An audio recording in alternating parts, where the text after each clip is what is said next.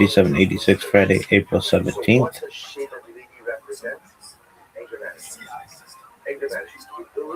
No one really knows for sure Eluve Elu Divrei Elokim Chaim, but this is the Mazor we live by.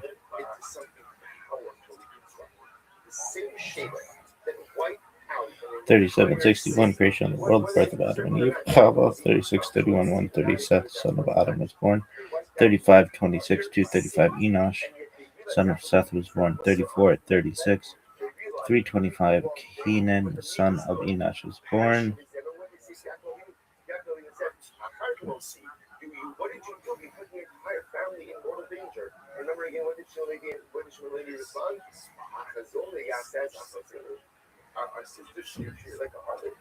Brigadier Nightly name of Lamashaka to Shadow of Mustafa Tzavanu.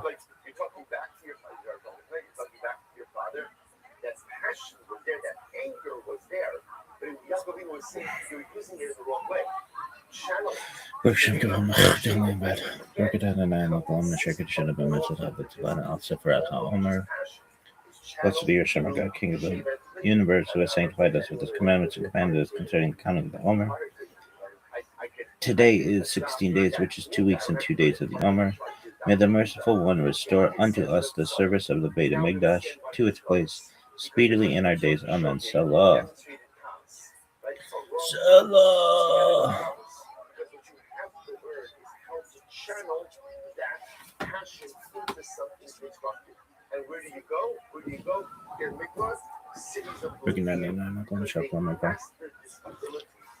I'm Dr. Justin Sledge, and welcome to Esoterica, where we explore the arcane in history, philosophy, and religion.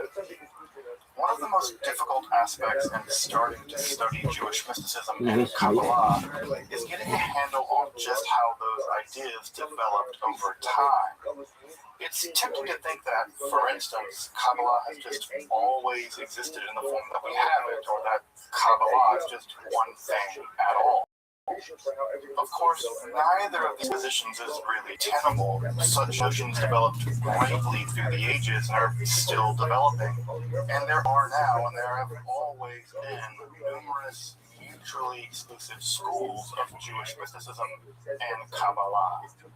This class is meant to serve as an introduction to Jewish mysticism and Kabbalah from the point of view of its incredibly complex development from the prophets of ancient Israel and to the rise of modern Hasidism in the 18th century.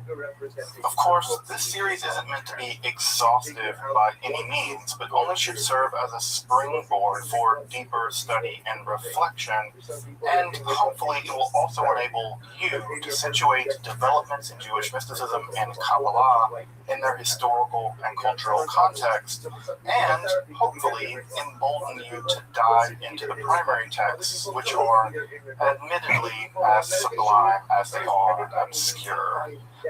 Let me express my gratitude to Congregation Tchia for allowing me to use these lectures to reach a larger audience here on Esoterica. If you want, you can find the entire series under the playlist Entering the Garden, an Introduction to Jewish Mysticism and Kabbalah. I'll be uploading them over the next few weeks, or if you find these episodes after autumn of 2021 and you want to watch the entire series, you can find them in that playlist. If you find this series on Kabbalah interesting, I'd hope you check out my other content on topics in esotericism and perhaps consider supporting the production of free academic and scholarly topics in occultism and hermetic philosophy by joining my Patreon or perhaps with a one-time donation. You can find those links below, and I really appreciate your consideration. Now, let's enter the garden of Jewish mysticism and Kabbalah. So, let's do a little recap. I hope you have the chance to take a look at the episode on Merkava, or Hechelot mysticism. And so, in order to recap a bit, what I want to do is take a look at those mysticisms just briefly, because in some ways they're going to link us to the topic we're going to be dealing with this evening, and that is the topic of Jewish magic. As you may remember, the apocalyptic mode of Judaism produced a novel religious way of being, But the proto-rabbinic circles, the early rabbis, did not like apocalyptic Judaism for lots of reasons, one of which is that it seemed to encourage a kind of bellicose, warlike behavior, and it seemed to commit people to a kind of determinism. And determinism, as you might imagine, doesn't really inspire people to be better. It just says, accept your fate and go on with it. It's all part of the divine plan. Well, the early rabbis really didn't like that idea. They really thought, no, we can choose to live differently than we're living. We can choose a different world. And that emphasis on choice and moral responsibility on the part of the rabbis really tilted rabbinical Judaism away from, although not completely away from, many of the central tenets of apocalyptic Judaism. Now, what does emerge in the world of apocalyptic Judaism is a new kind of mysticism that, ironically enough, does actually prove to be popular, at least with some rabbis. Now, I don't want to paint a wide brush or paint with a broad brush and say, yes, all of Merkabah and Shiur Koma mysticisms are popular among the rabbinical elite. That's definitely not true. If you know anything about rabbis, one of the things that rabbis do as a hobby is disagree with one another. So there's just no evidence to say that the rabbis were terribly interested in all practicing these forms of mysticism. And just to parse those out a bit, as to maybe jog your memory, the Hekhalot or Merkabah literature or mysticism is a form of mysticism in which the mystic descends into the divine palaces, and they have to bypass all kinds of angelic guardians, and they have to give them passcodes, and they have to give them secret handshakes and decoder rings, and not really decoder rings, but all this kind of weird stuff. And by doing that, they eventually descend through the various palaces of God and ultimately arrive with what we would now call a beatific vision, which is to say they are allowed to gaze upon the throne of God. In some of this literature, they're allowed to sit upon the throne of God, which I always imagine, like, when you were a little kid and you would sit in the big kid chair, and you would sit in like the big people tape like chair, and you would be like real small sitting in a giant recliner. I kind of always imagine that's what it's like to sit in the throne of God. It's like a really worn out, like gritty recliner that's super comfortable that your like granddad sat in for 50 years. That's what I imagine to be the throne of God.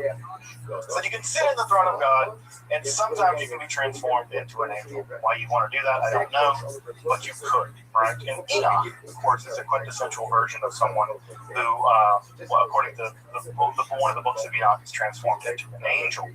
Alternatively, you could do the nerd option, and the nerd option is math.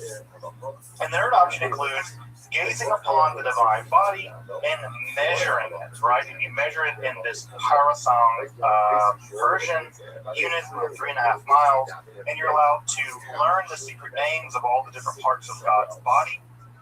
Left eyebrow, right eyebrow, left ear, and right ear, and all these things. And you're allowed to measure the parts of the divine body. And these numbers may have been something like a meditative technique, although we really don't know. It's a very bizarre form of literature, a very strange form of mysticism. Although I will say, as I pointed out last time, that Maimonides actually might be arguing against the Merkabah Shiur Koma literature in the Guide Complex. That might be the target, at least of some of his analysis in the Guide Complex. Which, by the way, just to drive that point home, if that's the case, and I think Menachem Kellner makes a really great case that it is, that means the greatest work in all of the history of Jewish philosophy is a response to a form of Jewish mysticism. Right? It's downstream of mysticism. It's a reaction to Jewish mysticism. And I think that can't be underestimated and underplayed. I think that's incredibly important if it's true. And I happen to believe that it is true, at least to some degree. The other form of literature that we talked about, or mysticism, is what is called the Sar Torah mysticism, the Prince of the Torah. And this is a para-rabbinic. We think these guys may have been in rabbinic circles, but maybe on the outside of rabbinic circles, not quite the inner core, but maybe kind of the hipsters outside smoking cigarettes in the dive bar where the rabbis hung out. These guys wanted to summon a kind of angel called the Sar Torah, the Prince of the Torah, and this angel would teach them rabbinic lore, laws, and secrets very rapidly. I don't know, this is like the person that comes to you the day of the exam. There's a C student and asks if they can see your notes, and they try to download all your notes the day before the exam, right? It's like, they're that guy. And so what do? They have to go before the rabbinical elites, and they have to figure all this stuff out. They're like, oh, might as well summon an angel. And one can hope that the angel will help them with their rabbi test, or their calculus test, or their German test, or whatever test they have to take. I will say, however, that if I could just learn the liberal arts by summoning an angel, I would have done that. And so clearly I didn't. Just as a last thing to remind folks, dozens of these manuscripts survive. Dozens. Right? And history is a bad place. History is a dangerous place. It's a vicious place. Very little survived, right? When we write a book down on papyrus in Egypt, the odds of it surviving anywhere outside of Egypt are pretty low. And so we have dozens of examples of these texts surviving, being transmitted into Europe, surviving in the Middle Ages, in the world of the Hashdi Ashkenaz, for instance, in the world of the German pietists, who we'll get to later. These manuscripts survived, which means at some level they were popular, they were copied, they were probably practiced.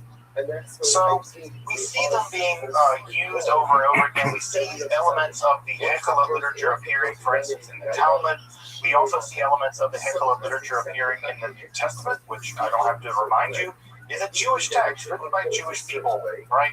So the New Testament also contains some mentions of Hekala literature, which is just to say that all of this is a witness to the popularity of these forms of mysticism and what might be called quasi-magic. And I say quasi-magic because the Sar Torah literature is a kind of quasi-magic, right? It is a kind of quasi-magic. And when I say quasi-magic, you are in fact summoning a being, right? You're in fact summoning a being to magically teach you stuff rapidly, right? You can't learn things rapidly normally. You have to download them somehow, right? Almost like putting a jack in your head and like downloading the information. The Sar Torah somehow has the ability to do that for you. So this is a bit of a recap that gets us up to speed, and the links for us, at least at some level, the distinction between Merkabah mysticism, where you descend into the chariot, to the Sar Torah literature, in which you're bringing down an angel. And that bridges the gap for us at some level between mysticism and magic. And those two things are where we're going to move tonight. We're going to move in the direction of Jewish magic. So just 1 second, I'm getting a bunch of emails, which tells me that there might be something amiss. So let me see, just check those real fast and before we jump right in. I want to make sure that I'm not missing something in the wrong room or whatever. So 1 second, folks. Sorry again. No, okay, well, good, great. I just want to hear like 5 emails go off all of a sudden randomly. It's better just to check and make sure I'm not in the wrong room or some other kind of mistake.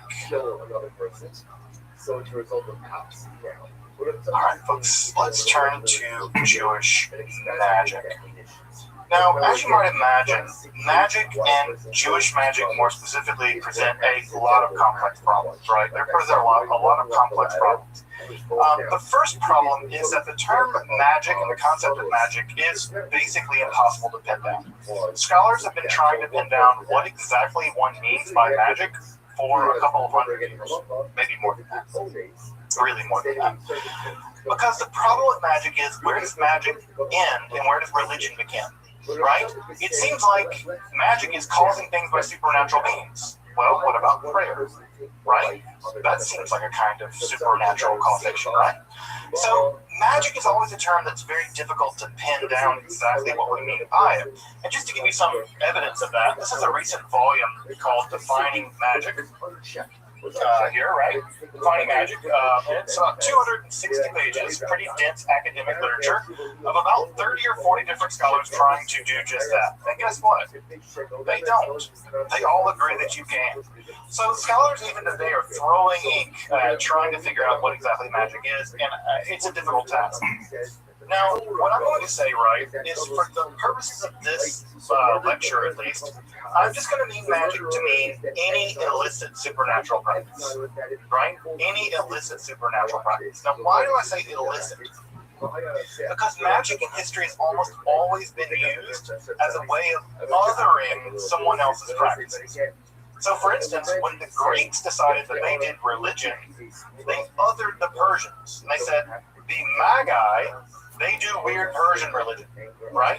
We do theurgy. We do real religion. But those Persians, they do magic, right? They are magic users. So, right, ditto, right, with the witches, right? When the Catholic Church did miracles, the Catholic Church said, yeah, we do miracles. Well, what do witches do? Oh, they do magic. They do witchcraft. So you can see here, right, that the lines we draw about what's magic and what's not, what's a miracle and what's not, what's sorcery and what's legitimate religion, the line has less to do with what you're doing. It has more to do with who's in control and who gets to decide what's allowed and what's not. So magic, in this case, is almost always an othering term. It's almost always used to describe what the other does. The bad people, the women, the Persians, the Jews, whatever. So it's an othering term. So when I use it here, right, one, I'm using it in a very circumspect way. And two, I want to acknowledge that for many people now in the 20th and 21st century, magic is an important part of their spiritual life.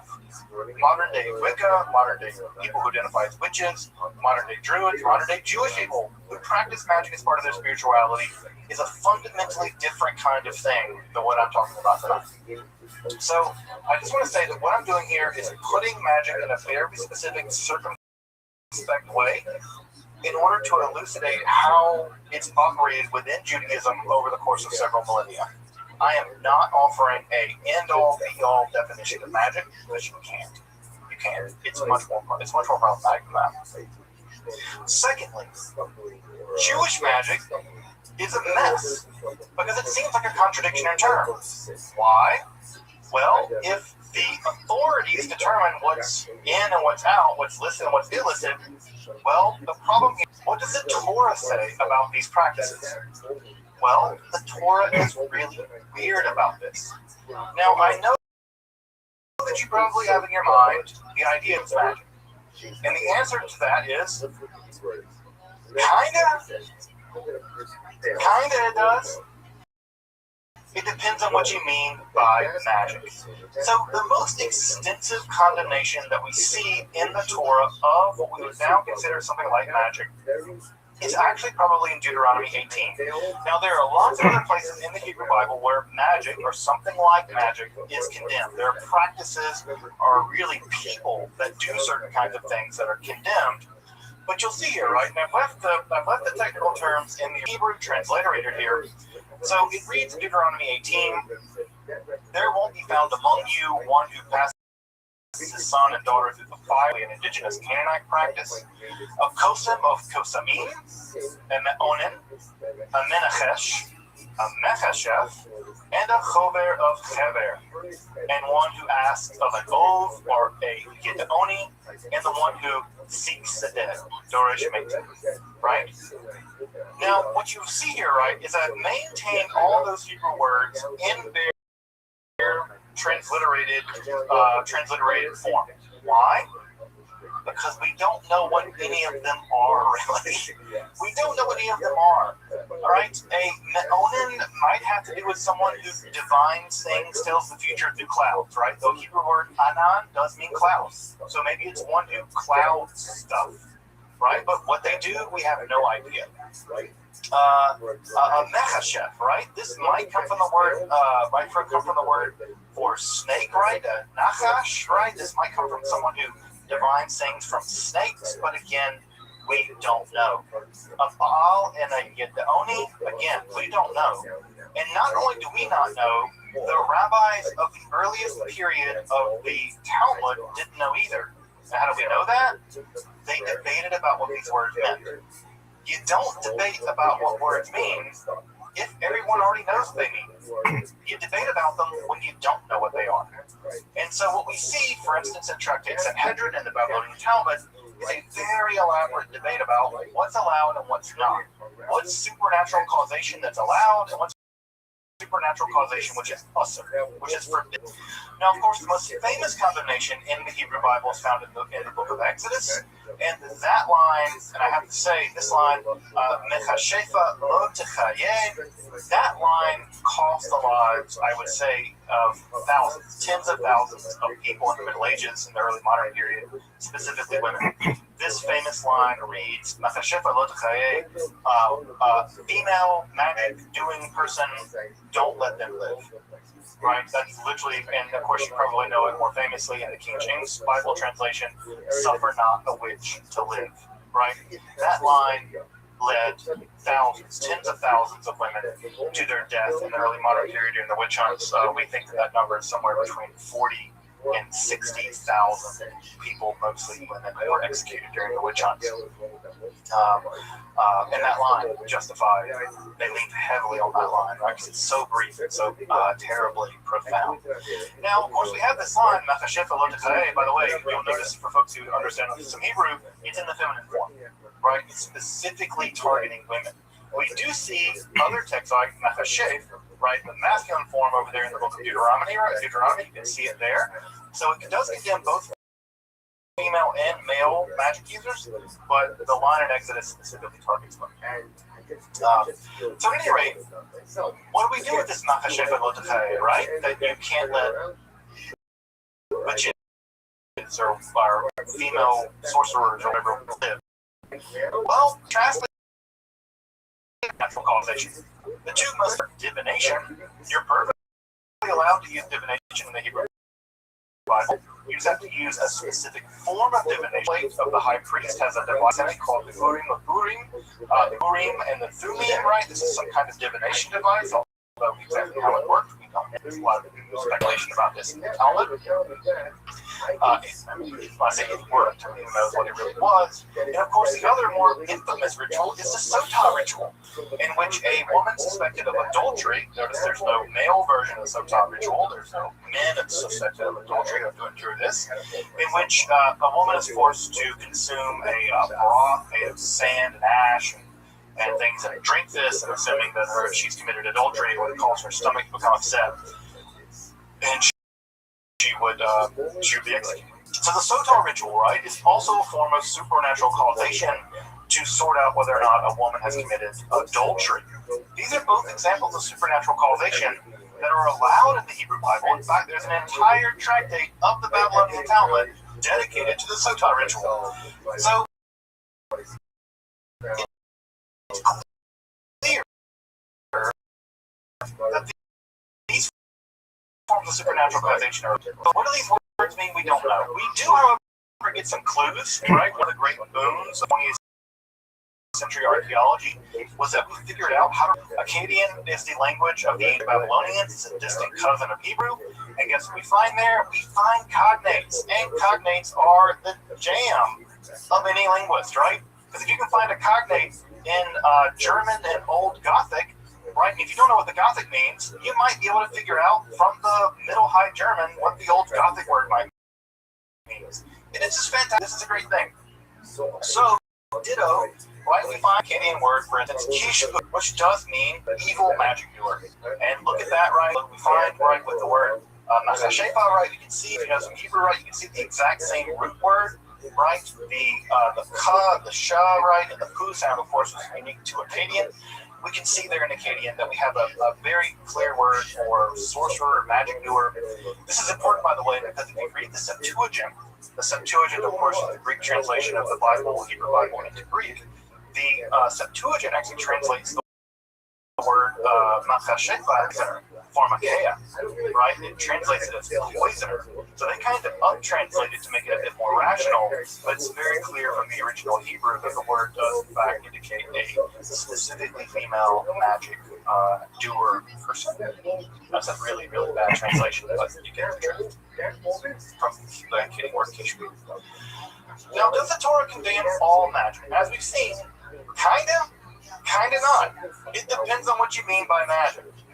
You may remember this is image here from one of our first lectures here on Jewish mysticism. This is the Ketef Hinnom amulet that was found in a grave in Jerusalem. Well, why might you put the priestly benediction cremation in a grave. Well, you might put it in a grave for magical purposes, to protect the dead from things like evil spirits. Why? Because we see that kind of practice occurring all over the ancient Near East. Again, the Israelites are an ancient Near Eastern people, and they mimic, they incorporate practices from the wider Near East.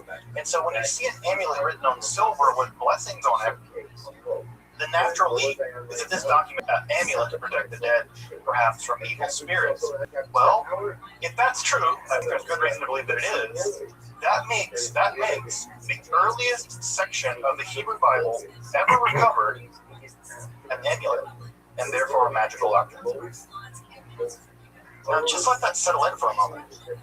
That would mean that the earliest example of the Hebrew Bible that's ever been recovered is a magical device. I think that's profound when thinking about the history of magic. That means magic dates, at least in terms of material culture, everything else we know about the Hebrew Bible. And I find that to be profoundly interesting. Right? Profoundly interesting. Now, does that mean that the people that put those amulets in those tombs were allowed to do that? Does that mean that they were operating within the normal limits of what was acceptable at the time? No. We have no idea. What we do have is the material history, and we have to deal with it as such, right? It's not for me to judge yay or nay. All I can say is, someone wrote a blessing that eventually became part of the Hebrew Bible on a silver amulet and put it in the tomb. And anywhere else we would see something like that, we would jump to the idea they were doing magic. Why not just let that evidence speak for itself at some level? So, it's clear, right, that what the Hebrew Bible is worried about, what the Israelites are worried about when they condemn magic, is less practices. They're worried about differentiating themselves from their neighbors, right? These people do this, we don't do that, right? These people do this, we don't do that either, right? These people do these practices, and we don't want those kinds of people in our community. So notice that the condemnations here in Deuteronomy, they're about being people. Don't be a kesamim. Don't be a ma'on. Don't be a menachesh. Right? Don't be a chover chever. Don't be a person that does that. It's not a condemnation of the practice per se. It's a condemnation of those kinds of people being in your community. And as we'll see in just a minute, right?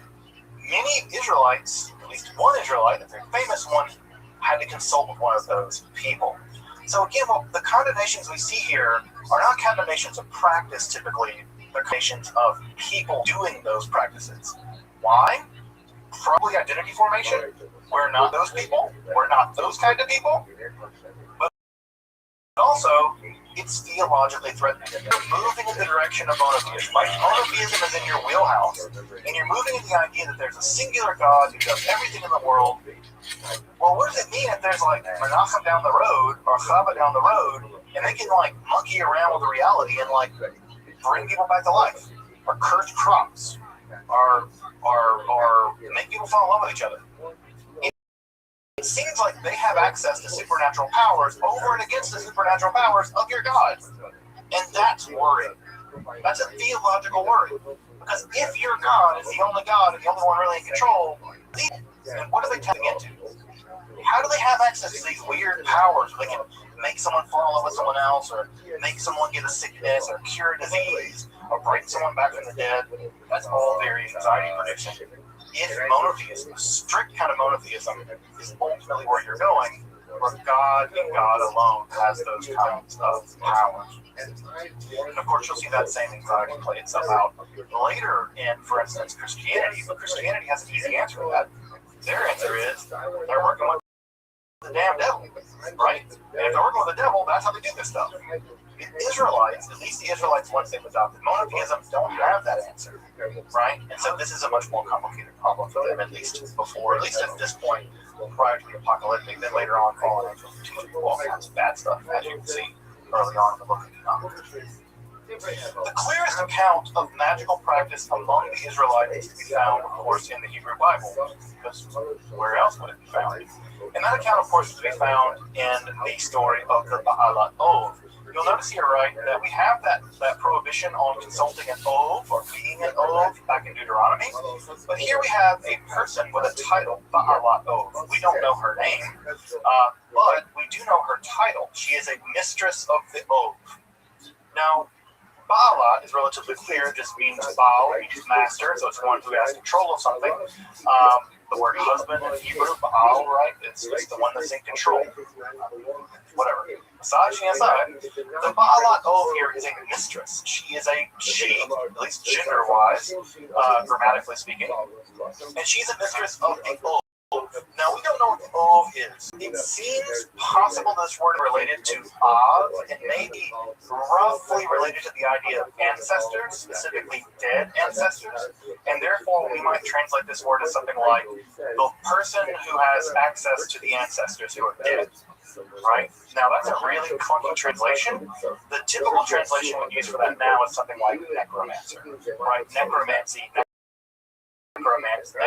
is manipulation of the dead for various kinds of powers, more specifically predicting the future. That's exactly what we have here with the Ba'alat Ov. But we don't know what this word Ov means. I think it's probably related to the word dead ancestors issue. These are special people that have access to those dead ancestors. So, you may know this story, right? Saul is in a war with the Philistines. King Saul, first king of Israel, is in a war with the Philistines, and it's going badly. Well, not only going badly, God has abandoned Saul. Saul goes to the legitimate forms of divination, the Urim and the Thummim, consults them, and well, God doesn't do it, right? It's like when you, I don't know, you're in a big problem, and you call someone and they don't pick up. Well, Saul freaks out. So what does he do? He goes to an Ov.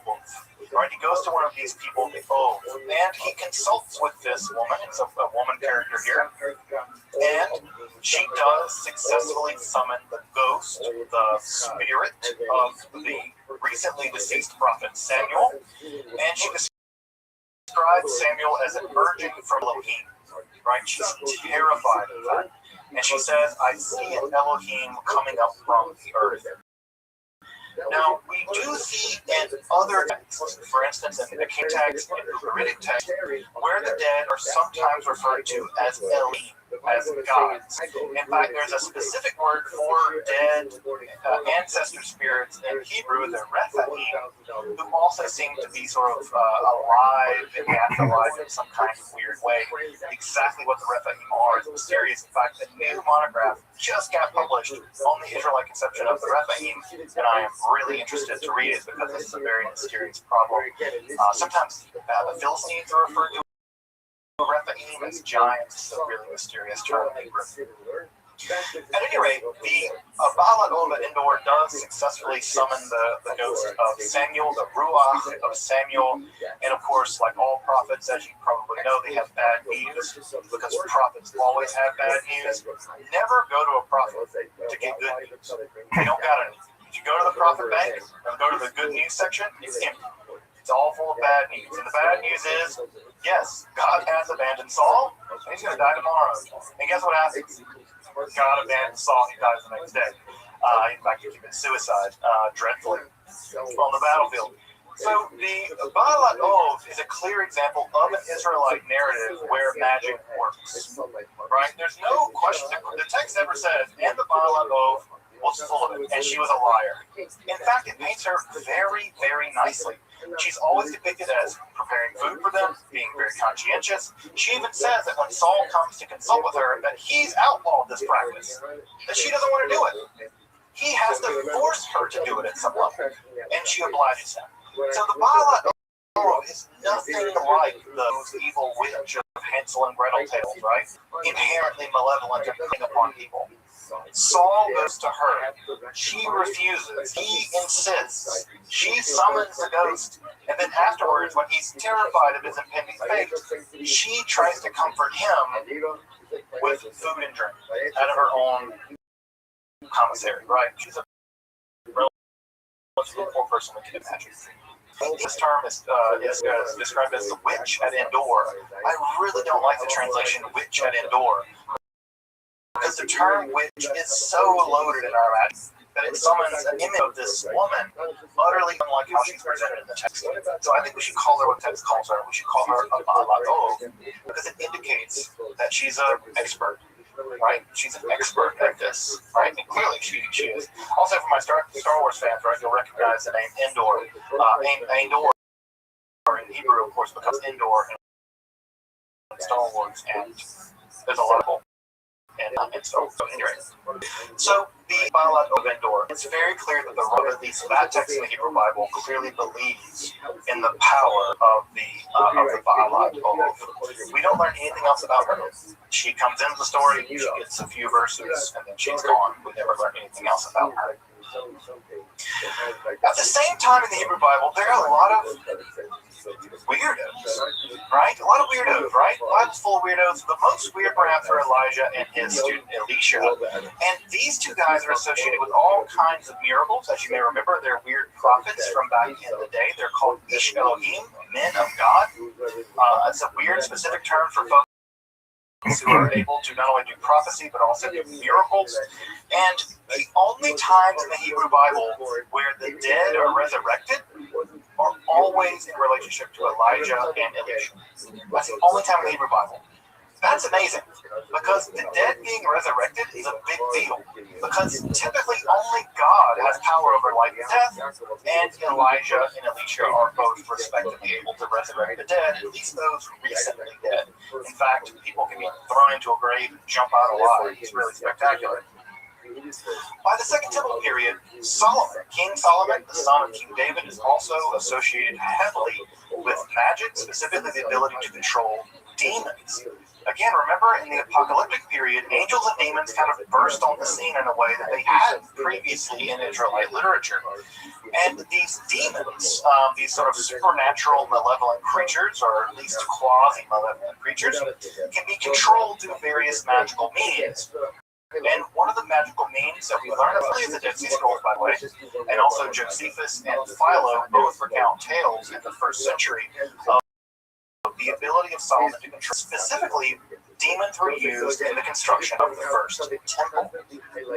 That's interesting and weird, because you have a king of Israel using a bunch of demons to control them, right? Specifically the demon Asmodeus, who's actually a Persian demon, right? Remember that Zoroastrian connection, right? Ashmedai is a Persian deity, a Persian demon, not an Israelite one, but he's ported into Judaism during the process of the Babylonian exile of the Persian period. So Solomon has the ability, at least early on, at least by the Second Temple period, to manipulate demons. And for folks out there who are interested in magic, you probably already know, there's an entire branch in the Western magical tradition called Solomonic magic that carries this idea forward to this day. There are people out there to this day practicing variations of Solomonic magic that survived all the way back from the Second Temple period, that have survived into the Middle Ages until now. I won't say that they're exactly contiguous, but there's at least a tradition of Solomon as having the ability to control demons, specifically in the construction of the first temple. Now, that story doesn't occur at all in the Hebrew Bible. There's no evidence there in the Hebrew Bible, but it does begin to occur in the temple period, in the apocalyptic period, and we see it again as early as things like the Dead Sea Scrolls, where there is an exorcistic psalm attributed to Solomon who can do some demon rodeo. Would you go to a demon rodeo? I would go to a demon rodeo. All right. The other place, right, where we also see is in the Galilee. The Galilee in the first temple, in the Second Temple period, was kind of jumping, hopping with weird dudes who could do miracles. You may know Coney the Circle Maker, right? Who is famous. I think it's my partner, Rabbi Albert's favorite rabbi of all time is Coney the Circle Maker, who we had the great privilege of davening at his kever, his tomb in the Galilee. Coney, as you may know, is famous for forcing God to make rain, but not make it rain a lot, right? Coney said, I'm going to stand in this circle, and I'm going to stand here until God makes it rain. Eventually, God made it rain, but God punished Coney, made it a torrent. And Choni said, "That's too hard, God. Turn it down a notch." And God turned it down a notch and made it rain normally, and Choni left his circle. This almost led to the excommunication of Choni, because the idea here was that Choni was using powers to manipulate God. That's the thing. How cool is that? Of course, the other guy that we know from this time period, the famous exorcist and the Messiah, we may know him. His name is Josh, Yeshua of Nazareth, better known as Jesus. Although I think calling him Josh, fine with him. Yeah, his name just is the Jewish, the Aramaic word for Joshua.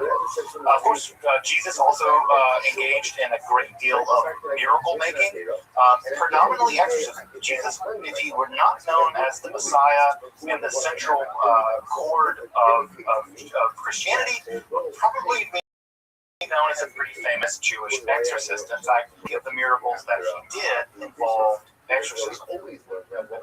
Another famous rabbi from this time period, of course, is Hanina ben Dosa, for a range of supernatural feats, including exorcism, but also teleporting, flying around. Yeah, Hanina ben Dosa, according to the Talmud, could teleport and fly around. He also engaged in nightly duels with the queen of the demons. The demons have a queen, they have a king as well. Lilith is the queen, and Ashmedai is the king, depending on what text you look at. But Hanina ben Dosa was famous for all kinds of supernatural feats, including engaging with Roman emperors along supernatural lines, as well as great stories in the Talmud about him. Of course, we should also mention Shimon bar Yochai, who would be famous as the writer, allegedly, of the Sacred Zohar, the central text of Kabbalah. We'll do that in a few weeks. But of course, Shimon bar Yochai is also attributed to have committed a great deal of miracles. My famous, of course, is that after hiding from the Romans in a cave for many years, he emerged from the cave and was so disgusted with the piety of the people around him that late fire shot forth from his eyes and killed a bunch of people. And he realized that his powers were too strong and he had to restrain them, and so he retreated back into the cave to wait it out. So we have something like Jewish Superman. All of the guys I think invented Superman were Jewish, so I don't know, maybe the laser eye thing they learned later, I have no idea. I like to believe that Superman's laser eyes are attributed to Shimon bar Yochai, but I'm just going to believe that. I'm just going to go believe that they are derivative of Shimon bar Yochai, but I don't think that's true. The image here, of course, is Jesus engaging in the exorcism. His most famous the Geraseniac, who famously threw into a bunch of pigs and ran them off a cliff. There's a really great anti-colonial read of this exorcism ritual that I think is really important, but that would be a story for another day. Now, you might just think, oh, all this magic stuff is unique to a bunch of weirdos in the Galilee. Jesus and those cats running around with him. No.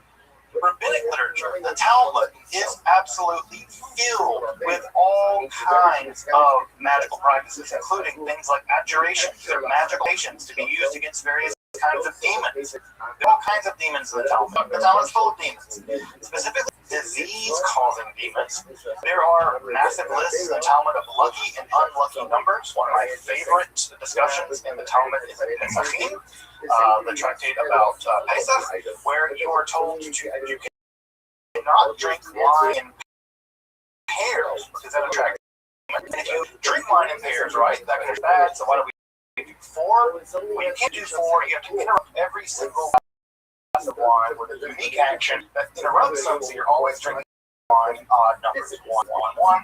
Also, by the way, if you've ever wondered why we say on Pesach, welcome to everyone who wants to come, they can come in to eat, we always say that in Aramaic. Why do we say it in Aramaic, not in Hebrew?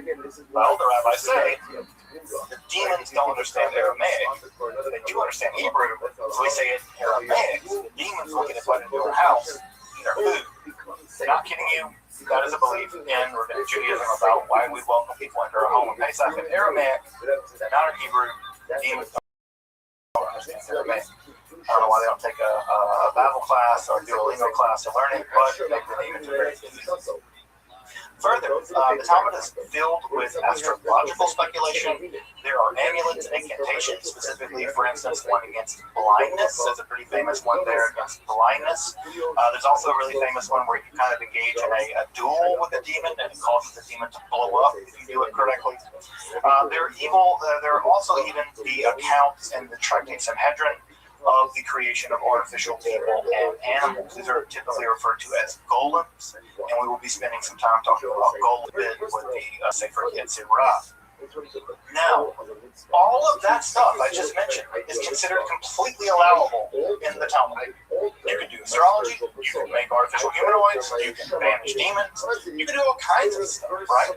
There's a lot of things that look a lot like magic in the rabbinical imagination, but what's really clear is that not everything is allowed. For instance, we read in Pirkei Avot in the Mishnah, right? The more flesh, the more worms, the more possessions, the more worries, the more women, the more witchcraft, the more uncouthness, and the more servants, the more theft. It's a famous line from Pirkei Avot. But again, the more women are the more wives, the more witchcraft. Of course, it's clearly misogynistic, but we also see here there's still a combination of witchcraft, right? Again, linked with women. Again, what we have here, right? What men do, what rabbis do, summoning demons, making things, that's okay. It's when women do stuff that's witchcraft. You see it, the othering, right? When men do it, yeah, we can get by. Women do it, and this again, here's an example of what seems to be patently a form of magic, right? This is from Tractate 18 of Babylonian Talmud. 18 has to do with divorce. The rabbis taught, on coming from a bathroom, a man should not have sex until he's waited long enough to walk half a mile. Why? Because the bathroom demon is with him for that time. And if he does have sex, his children will be epileptic. So we have a theory of epilepsy, a very good theory of epilepsy. But what's the reason? If you go into the bathroom, there's a bathroom demon. By the way, the bathroom demon features prominently in the Talmud. So the bathroom demon, once you go to the bathroom, they attach themselves to you, and they follow you for at least a half a mile. So I guess after half a mile, they go back to the bathroom. And so if you have sex with the bathroom demon attached to you, then your children may become epileptic. Is that magic? Well, it'll do until magic gets here. It looks like magic to me, right? Superstition, magic, religion, the boundary between all these things is incredible, right? The boundary between all these things. Now, if you're curious about if I just list weird things, I'm listing the least weird things, folks. There are far stranger things in Babylonian Talmud about demons and magic that I have not mentioned here.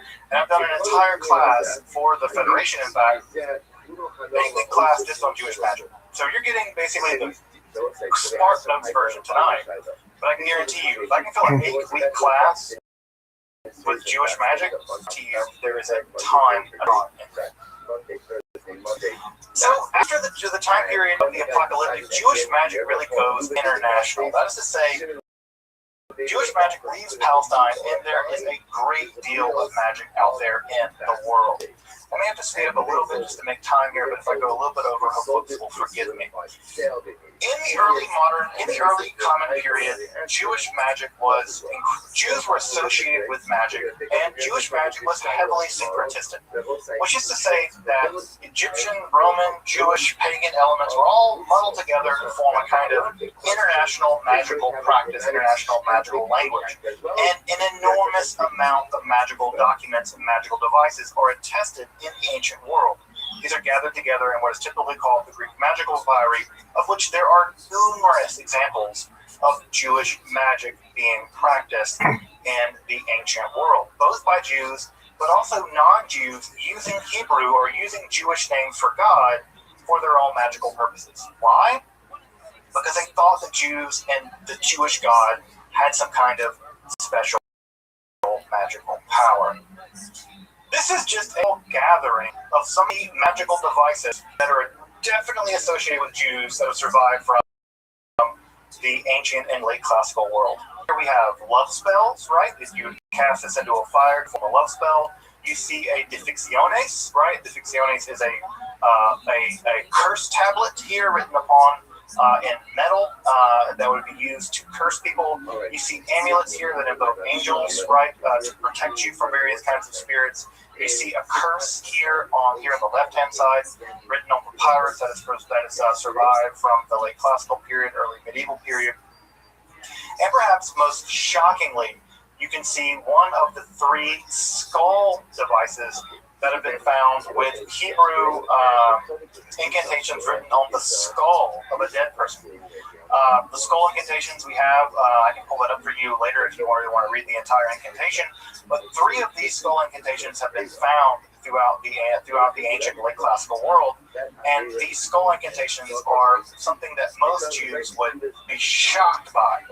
The touching of a dead body to do anything at all is completely unimaginable.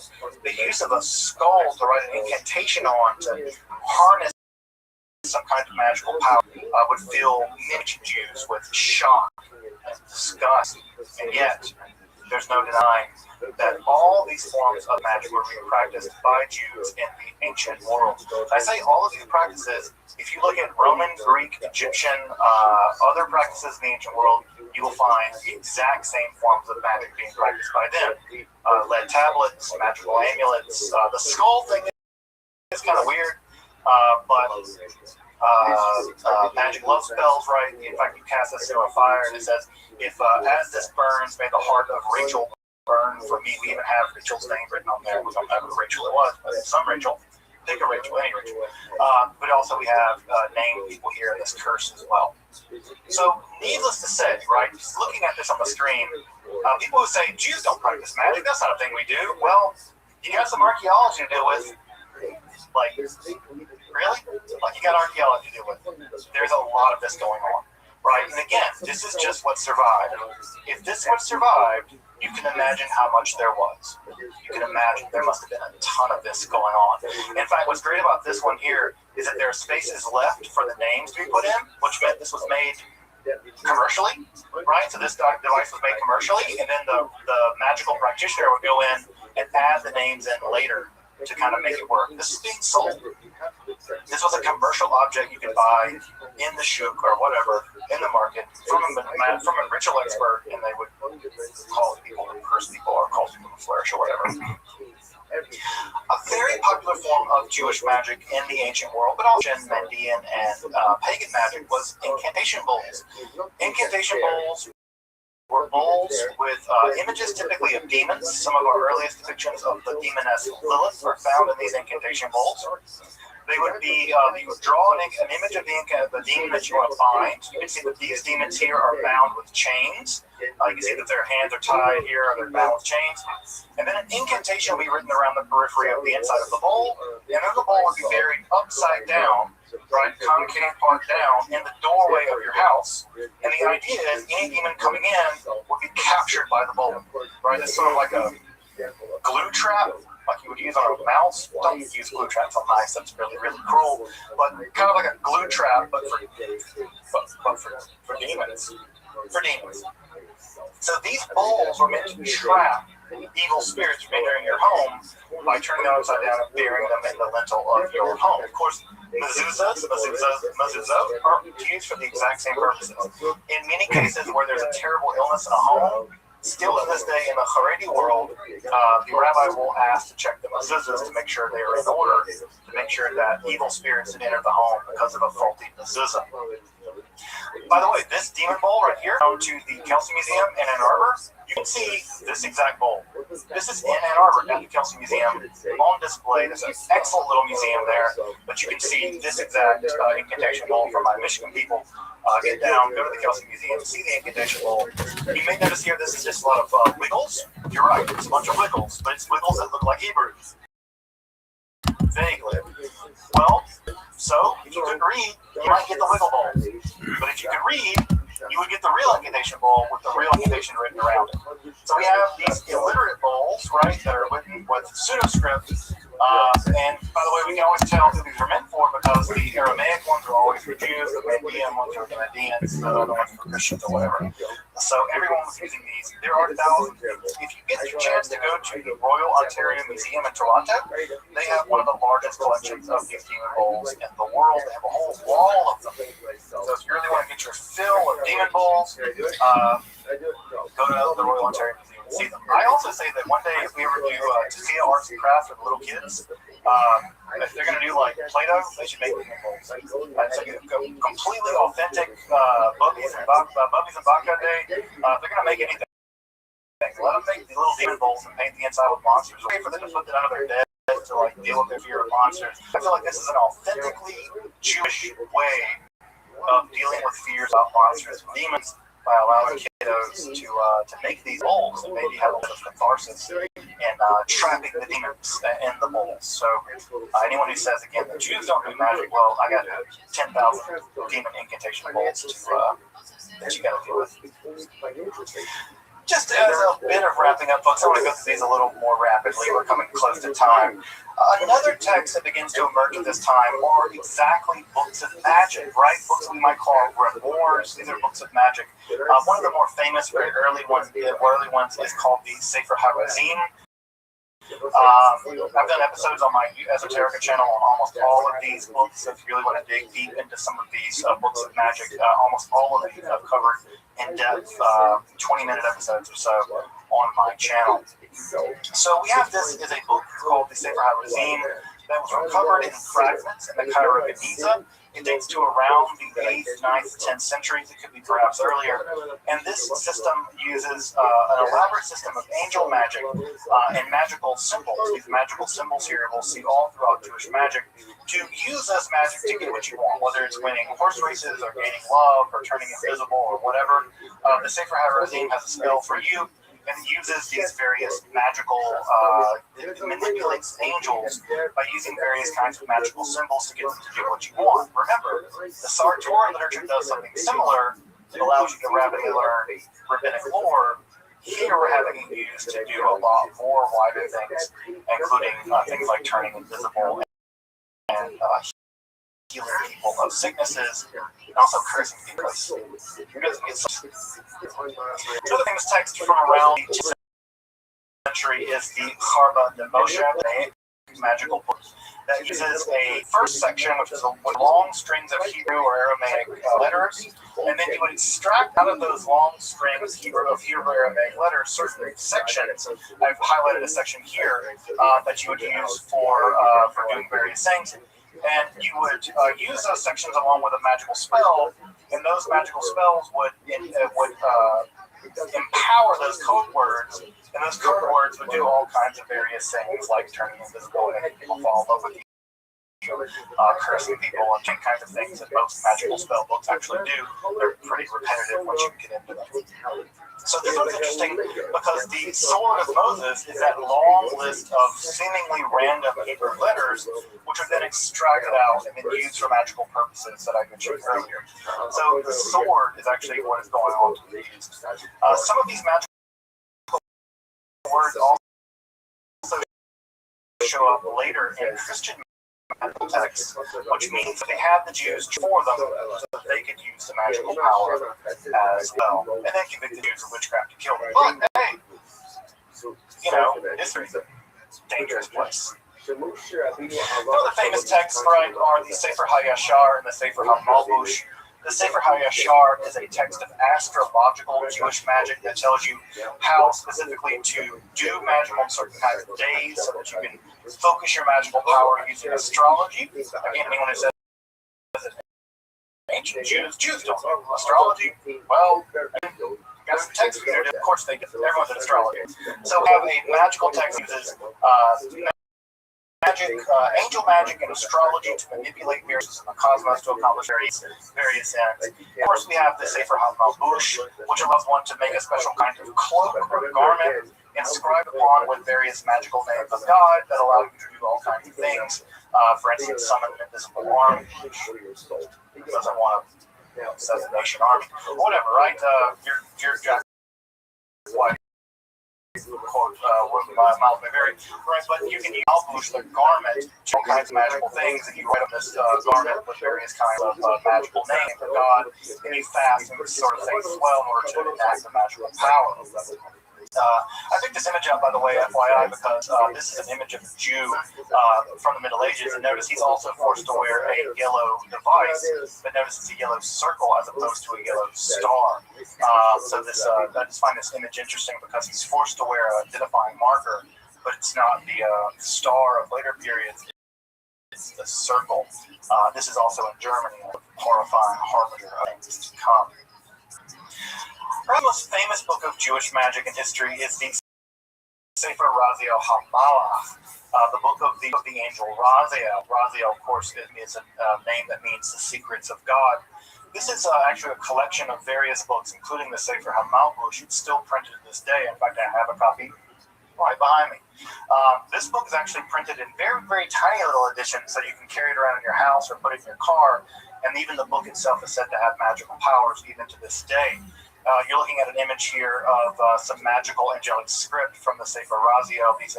These devices are meant to allow you either kamayot or amulets, which guarantee you various things or defense from magical evil powers. So again, here we have magical devices, and these magical symbols, by the way, date back all the way, some of them all the way to the Greek magical papyri of the first centuries of the Common Era. So this is a 2,000-year-long process of the practice of Jewish magic. This famous edition was printed in 1701 in Amsterdam, but like I said, it continues to be printed all the way to this day. In fact, I have an entire copy printed on one piece of microfilm, because the idea is as long as you have a copy of the book, even if it's just on microfilms, then the book's torn. Then I have an entire copy on microfilm downstairs with the Sfarim. So this book, the Sefer Raziel HaMalach, is said to have power even just having it. In fact, I have several copies lying around. And so here again, we can see these magical images, and this idea of this magical script continues to be used all in modern occultism, most famously, of course, in the 1530s edition of Cornelius Agrippa's 3 books of occult philosophy, and it continues to be reprinted in modern books of witchcraft. Modern witches continue to use these magical images all the way down to this day. Jewish magic is alive and well. If you go into Haredi bookstores, you will find books on kamayot and sekulot, books on amulets, books on magical psalms to recite for various magical powers. You can find all kinds of books in the most extremely orthodox communities you want to go. I go into Brooklyn and Borough Park. I go into the very, very extreme Orthodox Jewish. I can blend in. I go in their bookstores and I look through the shelves and I find books of magic. There are books of magic about how to make amulets, books of astrology, Sefer Mazalot. In the Haredi world, Jewish magic is alive and well today. New books are being written on Jewish magic, and those books are being practiced all the way down till now. In the liberal Jewish world, for instance, in the Kohenet movement. The Kohenet movement, as you may know, is a revivalist, sort of quasi-pagan Jewish revivalist movement that wants to resurrect the idea of a Jewish priestesshood, and magical practices in that world are also incredibly popular. And so in that world, in the most sort of radical left-wing Jewish world, magic is also being practiced. So we have the most radical left-wing world of Jewish practice, magical practice happening over there at the Isabel Freeman Center, right, all the way to B'nai B'rak, where they are publishing books of magic, Jewish magic in the Haredi world. Jewish magic's alive and well, folks. It never went away. It's always been there, right? It's always been there. How do we know? Condemn it. Condemnations are always proof of practice. It was being practiced by Israelites. That's why they condemned it. Well, it didn't work. The prohibition almost certainly made sure that it would continue to be practiced. It's been practiced all through time. The earliest part of the Hebrew Bible we have is probably a magical amulet. We have evidence of Jewish magic reaching back to extreme antiquity, to the very beginning of the Israelites. We have evidence of it being practiced in the Haredi Black Hat world and in the left of the Kohenet movement. Jewish magic, always been here. It is here, and it will endure. It will no doubt endure. I have some recommendations if you want to learn more about Jewish magic, especially ancient Jewish magic. There are some of these great books by Bohawk and Hariri. The Hariri text, by the way, is published by Wayne State Publishers, so shout out to Wayne State Publishing here just down the street from me. So if you want to take a look at those books, I can't say they're terribly expensive, but they're really high quality scholarship. And if you want the history of Jewish magic up until the rise of the Kabbalah, those are both excellent texts to consult. Welcome back, and thank you for joining me as I explore. Rather than something that unfortunately sometimes I need, but it doesn't become a part of who and why. People look at this book. You're fine. Go fuck yourself. See, right? So, just Ray.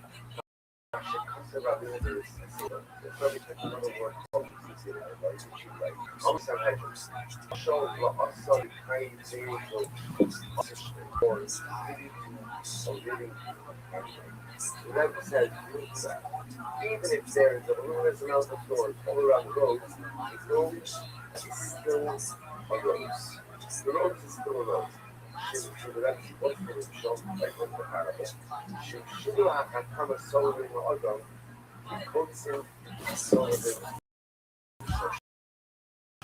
He goes, oh, everyone knows it's outside. I go, no.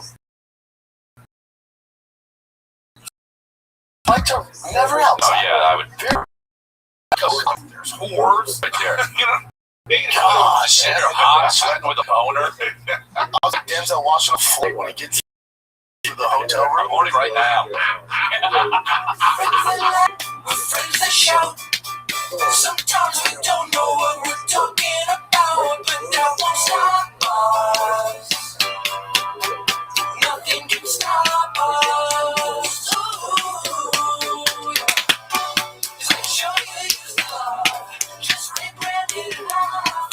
Stronger, better, bigger power, 'cause it is the golden word. It's the golden word. Yeah, we're in it. So, man, what hoodie is that? Derek? Some Matt Rife merch. I was cold. Stay golden. Yeah. All right. Dude. Golden ribbons? No, it is now. His tour is Obviously- the name of his tour. Obviously, Matt Rife ripped off Golden. He and boy, does he need it. Yeah, so I want to tell Matt I want to have a word with him. You tell him in Europe right now. A word with him. You know what I mean? Hey, my own fault. You know what? Thank you for taking accountability. Yeah, unlike my wife. Wait. I had something I wanted to bring in today, guys. Go ahead. Fucking locked and loaded. Finally, I usually to carry the load with bringing in. Did you get a haircut, Chris? Did you get a haircut? A little trim? No. So that's just my hair. I think I sent you. I sent you a picture from of you. Yeah, I did. I meant to so respond. long ago. Yeah. Oh, Chris, what was the Family Guy thing? You wouldn't pop up for me. Oh yeah, they just made fun of my hair. Oh yeah, my hair on Family Guy. On the actual Family Guy? Yeah, You didn't Photoshop it in? No, it's on the episode that aired this week. It was like You know that was happening? Nah, it was like Chris D'Elia hair tonic. There it is. Go ahead. So weird. Get your Chris D'Elia hair tonic, perfect for your stringy instruments. That's like That's cool, man. yeah, no, that's to me. That's like You might be back. Someone's a fan. To someone, there's a fan. no. Yeah, well, I know Seth MacFarlane used to come to my shows and everything, but and he's great. But that was like you couldn't stop thinking about that. That to me, like that is up there, but it's obviously not the same as this because I was on the Eminem song. But like I'm like, oh shit, man, when these people like just recognize who you That's are. a big deal, bro. That's a big deal. I loved it, dude. I maybe you know. I just thought you photoshopped it, and I was like, I'm not clicking on that. But bro, you know me. Why would I ever do I that? don't know. I was driving, and it kind of looks photoshopped. It does. But And I didn't know you sent it. I thought Nick did because they made a comment. So I'm then like, it man, Photoshop. Sure. this silly group chat. This shit silly again. group chat, man. I'm gonna crash. That's what no. So anyway, it was cool, and I got hit up like 900 times, and I was like, all right, let me check this out, and then so yeah, That's so cool. it is cool, right? What's the joke that preceded it? It's basically he's trying to get. I didn't watch the whole episode yet, but the whole episode is in this area, like the Salon type West Mid. Yeah.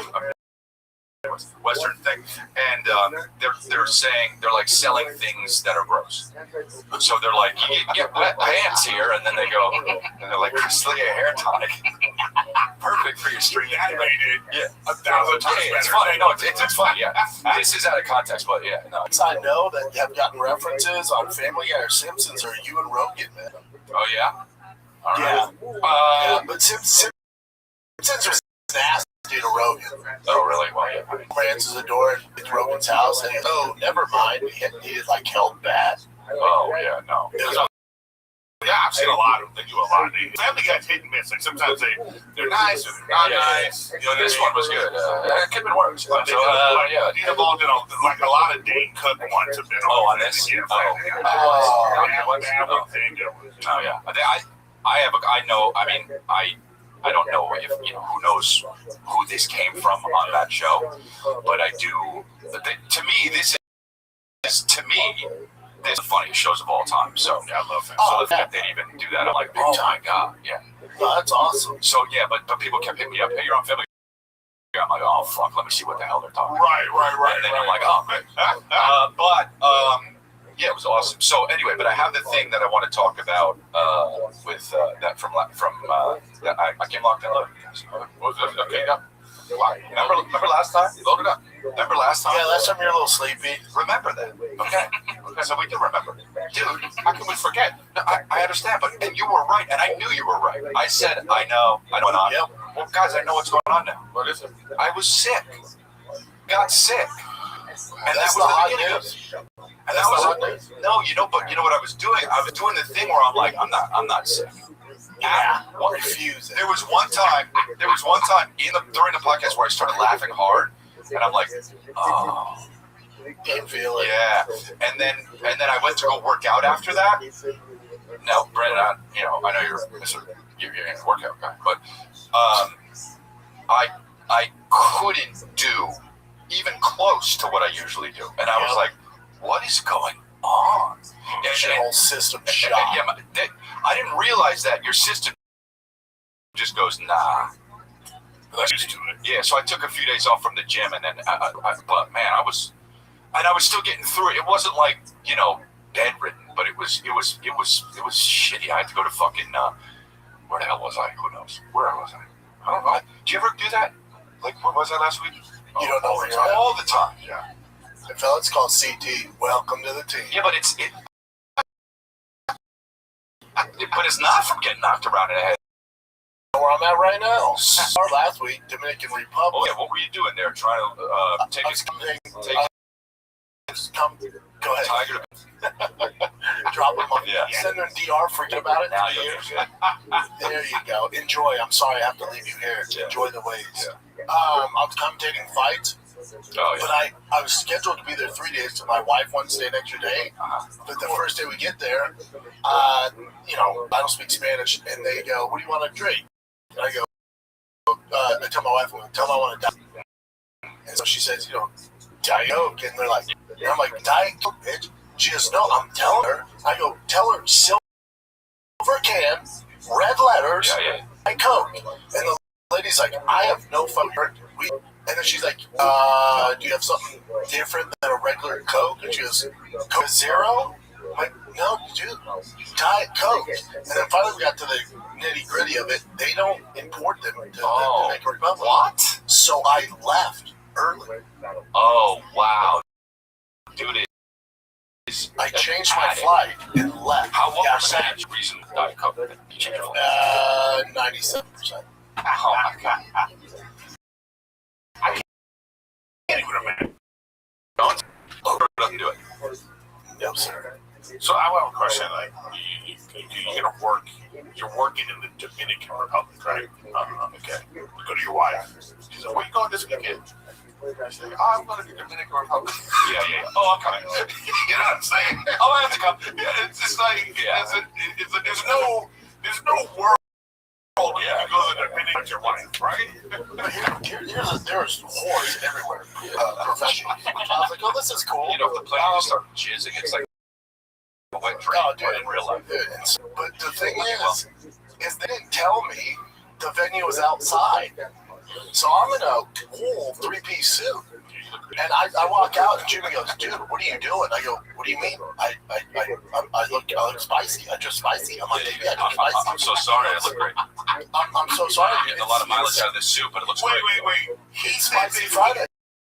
He said to him that he looked spicy the same way he said to that bar. Diet Coke. Yeah. Yes. I just want to be fucking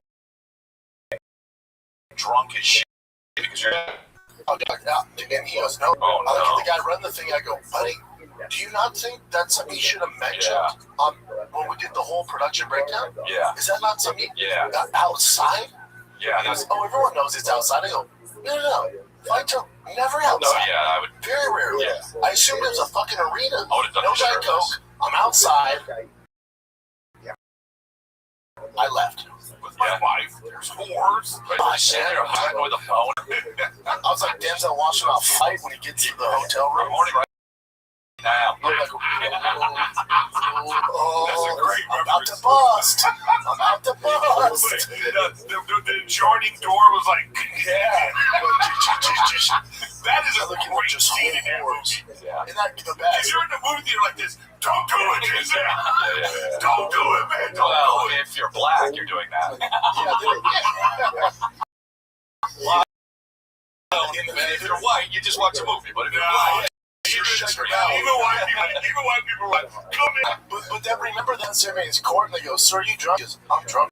Right? Yeah, you probably just That's Brendan. like, you know, That's owned Brendan. it. That's a great movie. Hold this dick. I realize how great that movie is. I'm horny right now. I just keep saying that on Are you air. horny, sir? I'm horny right now. I'm jizzing right now.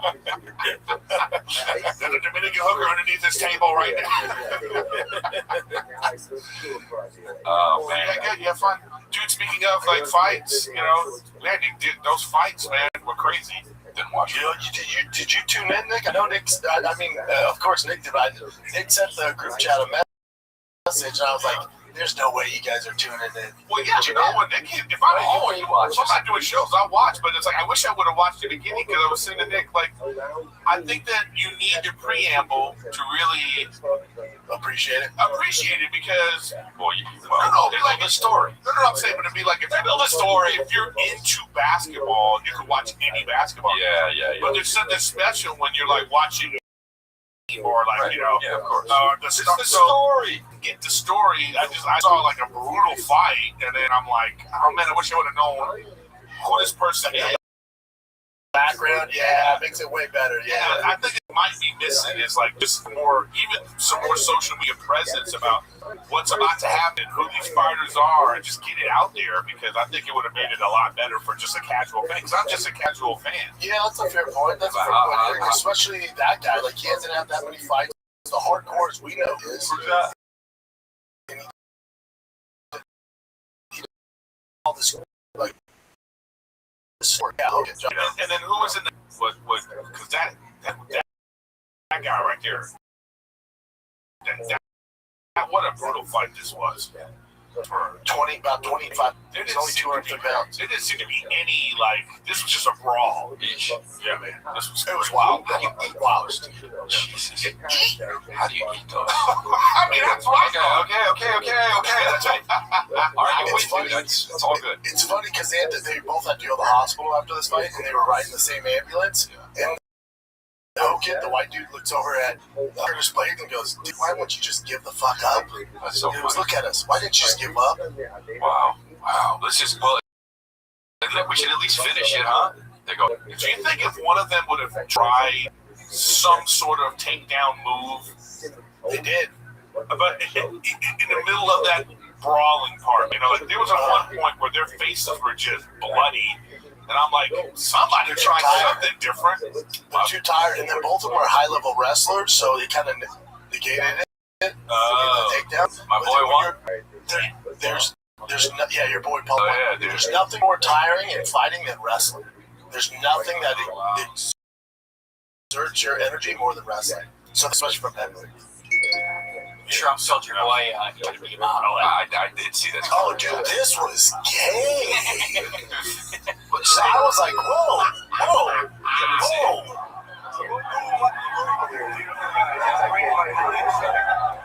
I think, sir.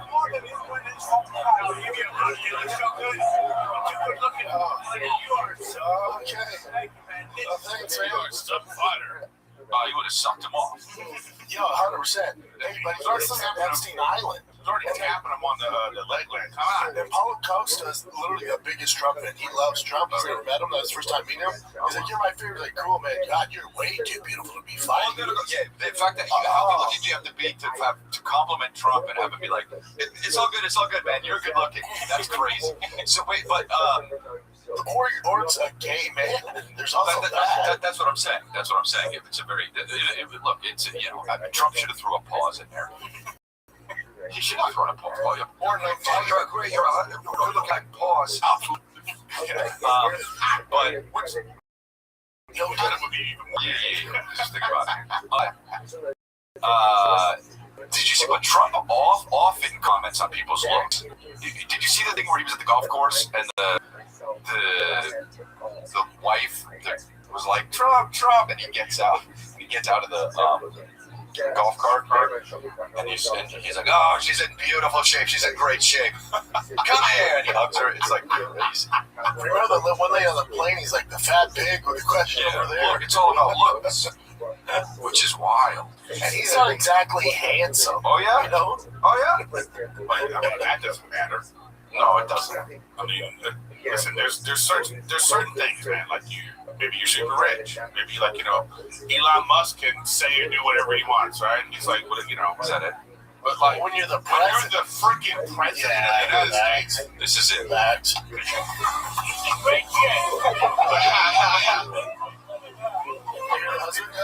oh, I gotta come get this. A lot of pictures.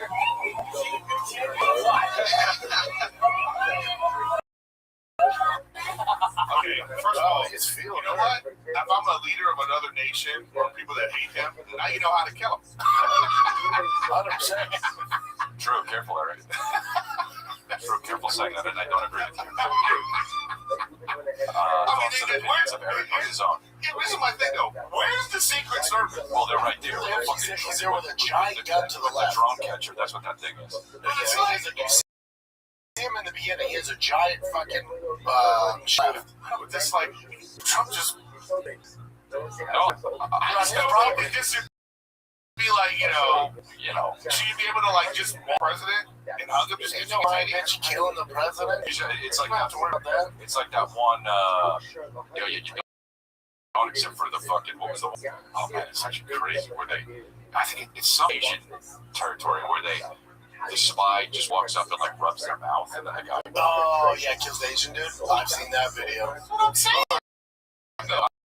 I know. Needles in her titties. It's just Austin Powers. She's like, Austin Powers. Yeah. two little needles by like this. Oh, I saw a movie that's bad, and I thought of both of you. I'm like, oh, these two would like Probably it. love it. But it's a terrible movie. It's called Primate. It's a horror movie. Yeah, it looks bad. I figured you guys would watch it. I wouldn't. No, I didn't want to. It does look bad though. I saw this and I was like, no. Is it? You know what it is? It's fun. It's fun. Like, Yeah. he kills one of the teenagers by putting his hands in his jaw and rips his jaw off. It's pretty. It's fun. Yeah, but people, I don't. Is this one of those? I don't love this term, so bear with me. But this is what this is. This like a creature feature, like one of those fucking. The fuck are you talking about? Like Anaconda? Yeah. Like Anaconda? Yeah, basically, yeah. That's why it's always one name, and then the creature is the name of the movie, by the way. Oh, like Aliens, Primate. Predator, I guess it's a supernatural. Lion King. No, not Lion King. Lion King. Not Lion King. It's not a creature. Yep, creature feature, Lion King, good one. Fucking, Bug's Life. The new season. Lilo and Can't Stitch. think of the one. Can't think of Garfield. Johnny Depp plays the lizard. God, keep going. Yeah. Oh, Rango. What are you talking about? Rango. Russian. Oh, wow. Chin chimes in. Has he ever chimed in? Rango. His favorite fucking movie. Oh, no, because Chin's in it. Chin's a voice in it. Yeah. No, he is. I did the commercial. Chin was the voice in Rango. What the fuck are you talking about? He was a voice for the movie in the fucking Rango. Okay, but no, it wasn't. Chin, bring it up. Chin, bring it up. It's on YouTube. Text it to me. Okay, I'll look for it. Now listen, he's not the lizard. He's That's the fucking lizard. I know. It's cool, man. Shit, Oh, Rango. I know what's going on here. You were in Family Guy. Chin just one-upped you because he's in Rango. Yeah, that's not cool, bro. Wow. And I brought it up too. Damn, Chin was sitting on that when I said the Family Guy thing. Oh, I've never seen him with more energy in my life. He goes, Rango, it's Rango. You guys say he's Asian off on some black girl at the store. Look at us. No. That's what you guys are doing. Wait. Yeah. There's a lot going on in that group chat, man. Sometimes, yeah. You got a Diet Coke in there for this. Oh, I didn't see this, but I saw you sent it. I didn't click. Oh, let's see it. Should we watch this one first? We moved to this. He sent me the link. This Well, is it's the same thing. It's just the same thing.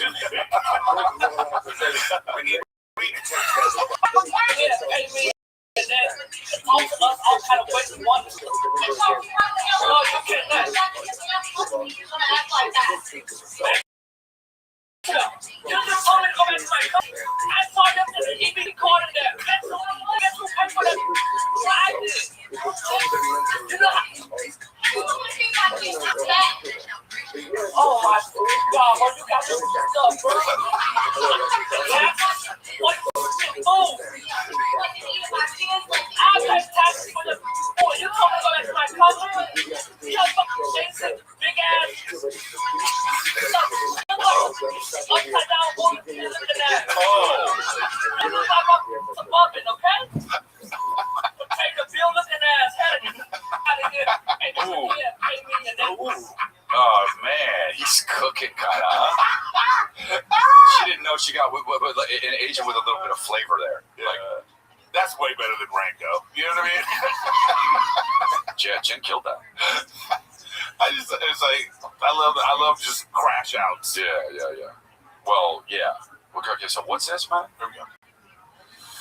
See, that's Chin right there. Look at his eyes. Okay. EBT card in there. Guess who? This is just what Chin said. I'll kind of wait one. It is the same. Well, Nick, That's no, you know what? that's top five. You should have seen Nick You moments should right have seen there. Nick's face, how proud he was. I was all for it. Nickelodeon Movies presents See, that's Oh, Chin that's singing. Chin. That's Awesome. Multicultural. How much did they pay for this, Chin? He said $1,000. You had no agent. Wow. A big commercial for a movie? $1,000. How? Wow. It's Asian slave labor. Guys, You also had to make a phone at the same time. how They did $1,000 on my break for making iPhones. how did this happen? Why does Chin not even have a microphone? Yeah, I tell them. The microphone. What is the what? He has a mic sitting in front of him. It doesn't work. No, he doesn't turn it on. He has a mic and ear. He's doing something over there. A camera on him. There's somewhere here just chilling. That's unbelievable. Wow, Chin, that's cool. Thank you, Chris. Yeah, that is cool. I'm not even trying to one up Chris and Chin right now. Your boy booked a national commercial. What? I come weak. What is it? I can't tell you. Oh, dude, I'll tell you off air. I fucking wish, dude. I would have led with it if it's Diet Coke. Will you be here on Tuesday? I get there Tuesday morning. I shoot all day Tuesday. I leave Wednesday at 5 a.m. Oh, jeez. Oh no. Ooh wee. But that's my doing. They wanted to go later, but I Tigers practice. Yeah. So no. So Bob, I didn't record here. Wow, that's wild, dude. Cool. I can't wait to tell you guys. Yeah, I can't wait to hear about it. Anyway, I was sick. Yeah, we my chest is filling up. Yeah, that's good. That's good to hear. What do you think it was, a virus or something? I don't know. I don't. Yeah, I guess so. I think my body was just like, you know what, bro? You know, I'm tired. Right from traveling and shit. Yeah. So we're like, I'm on my workout shit now. So I got on my I got on my rowing machine. Okay. And then Rachel, there's a Pilates place down the street, right? Pilates is tough. Okay, check this out. She comes and goes, I want to go start with, can I get Pilates? I was like, yeah. So how much is it? So expensive. Crazy. Okay. Like $600 a month? It's unbelievable. Okay, and I say to her, well, because they're saying when you sign up, you have to sign up for 3 months. Oh, no. We're going class by class. Brendan! I said, You're going to stop in 3 sessions. He's married. He's seen the movie. He's seen the movie. So I say, we can go do one, see if you like it. Yes. Okay, see if you like it. You know? So, okay, I agree with you. But you can't even get one. You can get this 3-pack. Sure, yeah. It's $100 and something. Get the 3-pack. Okay? See if you like it. She goes to one class. She comes back and goes, I loved it. I signed up for... I signed up for 3 years. She said, I signed up for the thing. I'm like, you have to go. Yeah. It's a mortgage. I said, now you have to go. And I'm going to be on you. You know what I mean? Going to be like, hey, And it's not because I care about you. You know, you need to be fit or anything. No. You just got to fucking... No, we're not wasting money. Eric, speaking of, you know what might be about this? So, Fight Camp sent me, it's like a heavy bag, and then you download the app and you stream it to your TV, and I do it outside, you can do it indoor too, but it has all these dope workouts, like 20 minutes, 30 minutes, 45 minutes. Oh, really? But it has trackers, like carb tracker, calories, how hard you hit. If you go to my Instagram, Nickerton, it's on the post. I'm in the bag with Ty Heat against each other. Oh, I see that. That was cool. Buddy, I was thinking about you. You would crush this, dude. You track all your shit. So you did that? Okay. So they'll show you a combo to do, and then so you do that for like 30 seconds, and then it'll teach you another combo, and then there's intermediate, and then like advanced, and then pro. So you can pick different levels. Damn. And then if you I do it with my kiddo, but you can go against a computer and say what level computer, pro level or amateur. Whoa. I gotta say, you know, You gotta keep up. when I was watching this video, you know what I was impressed by? Look at footwork. Like, he is like, you look like a fighter. Yeah. You know what I mean? Like, I would hope so. You know what I mean? I was just like, oh man, look at this. He's ready. You ready to go? Oh, buddy, if the UFC didn't test right now, your boy would be fucking guys up in the top 10. If they didn't test, what, because you're on Yeah, the you can't test. Your boy's on sauce. Your boy's on sauce. Your boy's on sauce. Adorable. Oh my goodness. Man, Billy's getting into it. She's killing it. Yeah. The fact that she wears it, Wolf will not. Well, I have some boxing gloves for Wolf. He just won't. You don't want to put them on. Yeah, I mean, what the fuck? Who wants to put those on when they're 3? Yeah, but they like if you hold the mitts though, they fucking let my kids want to do it. Tiger's like, Dad, I'm gonna be a UFC fighter. I'm like, no, you're not. No, you're not. No, you're not. You know that meme? No, you're not. Billy turned 3. Oh, that's great. Billy, yeah. When was the B-Day? 12. April 12. Getting older. Let's take a break, guys. Let's talk about Quince. This time of year always makes me rethink what's in my closet. I'm trying. I try to get fewer things, but better ones. I did a haul, pieces that are well made and easy to wear all the time are what's important. And I keep coming back to Quince. The fact fabrics are elevated, the fits are thoughtful and sense. Makes a lot of sense. It makes high quality, everyday essentials using premium materials like 100% European linen, and they're insanely soft, flow-knit activewear fabric, which I actually have some. You like the linen pants, the shirts are lightweight, breathable, and comfortable. You're wasting money on this other stuff. Just have Quince help you out, because basically they've got the perfect stuff for spring. They got the pants that strike the right balance between laid back and refined. They're flow-knit activewear, moisture-wicking anti-odor. Soft enough that they'll actually want to wear it all day. The best part is that the prices are 50 to 60% less than similar brands. How? Because Quince works directly with ethical factories and cuts out the middleman, so you're paying for quality, not brand markup. Everything is designed to last and make getting dressed easy. Eric likes the Quince linen pants. They're his go-to and breathable. He's like, man, it's so good. I feel like no Asian kid's been on my clothes. Yeah. But he told me how inexpensive it was to get that. I'm a jealous boy now. Refresh your wardrobe with Quince. Go to quince.com/golden for free shipping and 365-day returns. Now available in Canada. That's go to QUINCE.com/golden for free shipping and 365-day returns. Quince.com/ Getting older, folks. Chin, what, 50? 49. Sorry, 49. Chin's legit 49. This birthday party. This weekend, all his friends and family came out this weekend. Was the fridge open? They got him a gallon of kimchi. Yeah, man, that's Wolf can't say sleep, he says heat. Oh, wow. It's like he's Australian. Yeah. Apes. He goes, Mommy, heat. Sounds like he's been listening to my podcast. Why does it sound like that? To Chin, I wanted to get with the laptop starting to die. Oh, did that happen? Let's go to my AI. I'm making the AI series. Hold on, before we even get off to that, because we just spent 50 minutes talking about AI last time. Oh my God, I got it. I'm into it. One mention for fucking 40 minutes. Yeah, it's the entire episode. This week. It's the entire episode, though. You did a tutorial. Anyway, I'll be in fucking Chicago. So let's go to slate.com. Go to here, Griffin. Now go to Florida.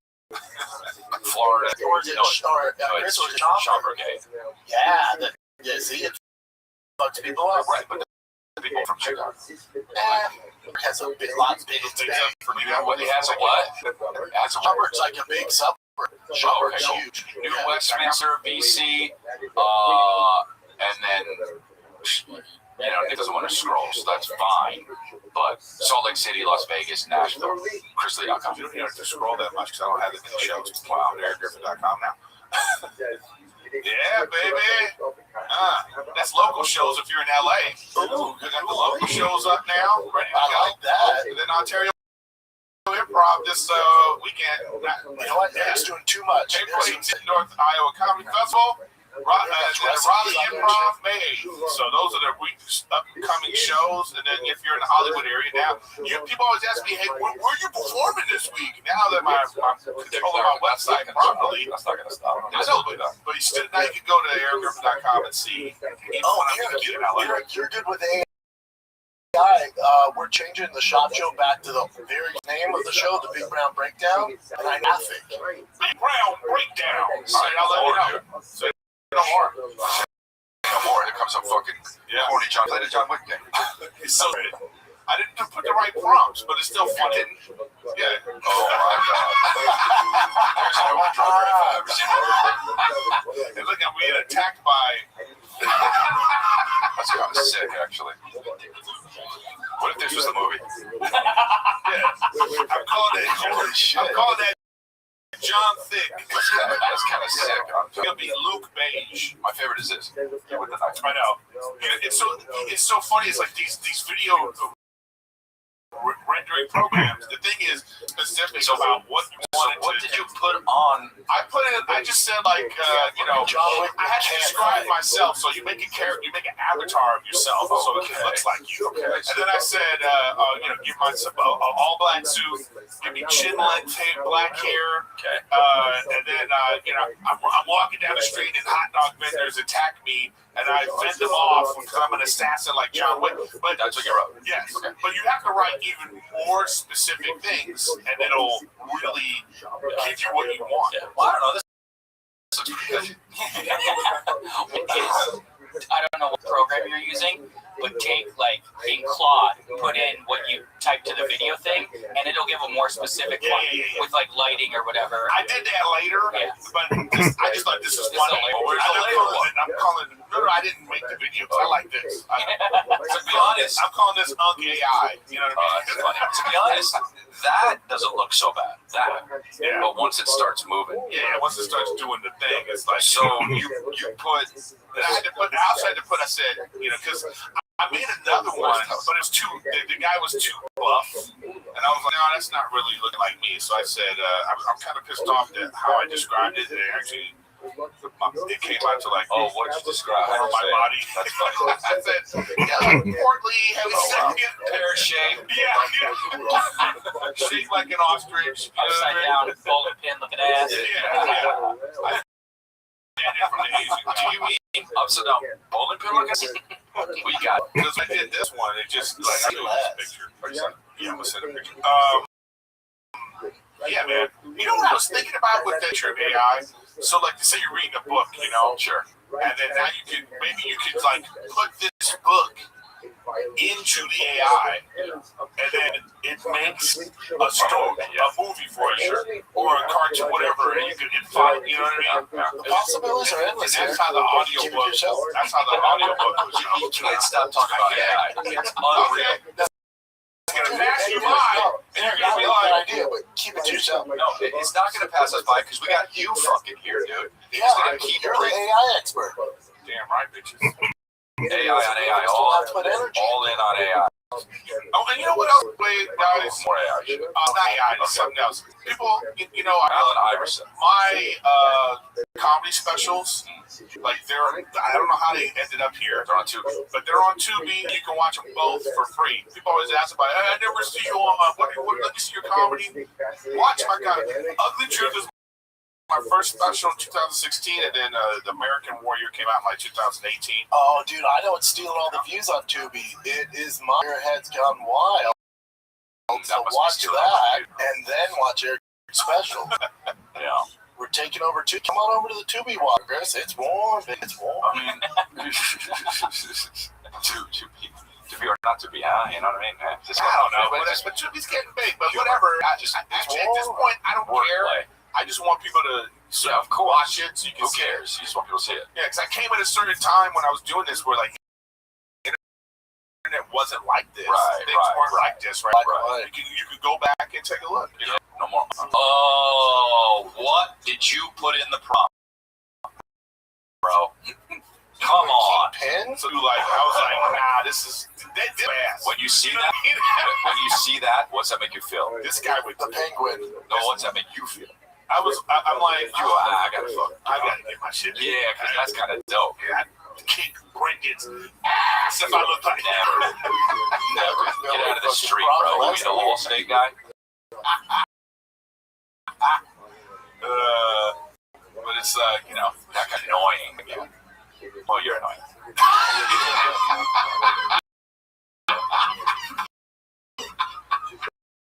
I know it's too real. No. Well, bro, wait. I'm annoying. Oh, Yeah. This is not even. Yeah. There's so many ways you're annoying. You know what I mean? I don't even want it. I'm saving you from How annoying you could be. from my. If you want to hear my 35, 40-minute podcast is on, I'm not going to say it because it's my podcast, but another room service one. Bro, I can't. If I don't, You can't do that. I mean, can You know hear. what, Chris? The common denominator is you, Bubba. I said that on congratulations. I said that on congratulations. I don't know. I need to hear first. It's not me. They all apologized. This was me waiting for my food. A nice hotel? Very nice. So what's nice? No, you know what it was? And I explained this, but it's the mid-tier hotels, the nice tier hotels. They don't give a fuck because the Like nice Holiday Inn? no, that's low. But I'm saying like Bedroom fit? no, like West. oh yeah, The best beds. The best beds. right, okay, fine. I'm not You got like an Omni? yeah, like that, yes. But I don't want to call out the fucking the worst time, but it was a nice hotel. I go in, I go, oh, awesome, yeah, and not awesome. I'll just say this: 3.5 hours. That's not Wait, what? Hold on. What did you order though? Hold on. What'd you order? And where'd you order at? What time? What could I have What do ordered? you order? Like a small Asian Hawaii or something? A 3D Taj Mahal? Yeah. Ooh, I don't fucking know. Salmon, bro. You ordered food. What? At what time? That doesn't matter. 8:30. All right. Wait. Here's my thing. I don't care what Sounds time like it it's is. later. If on the menu it says, Oh yeah, I know. from if we serve food at this time and I call for food, Listen. We're 3 road dogs. We're 3 road dogs. You gotta know after doing this for a number of years. You know, if you order late, that shit ain't coming fast. Fine. Especially when you're trying to get salmon. Handle this.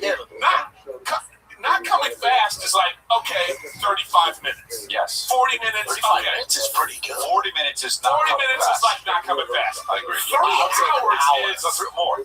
somebody needs to get fired. Yeah. Did somebody die? Yeah. Is there an emergency? Is Is there a fire in this hotel? I'm with you. I called them downstairs. Hey guys, I'm worried why you haven't called me to evacuate. Because there's obviously a fire in the building. Because I haven't got my food and it's been 3 hours. What did they say? So many different things, bro. I went down and up and down and up. Oh, you even went down? Bro. It was a party, bro. I was talking to the person who checked me in. I was talking to the kitchen. I was talking to bro. They got to the point where if you really want to listen, I'm not gonna fucking. But if you really want to listen. But they were like, the chef went home. They were like, oh, we got another one. And I'm like, okay. You know, like,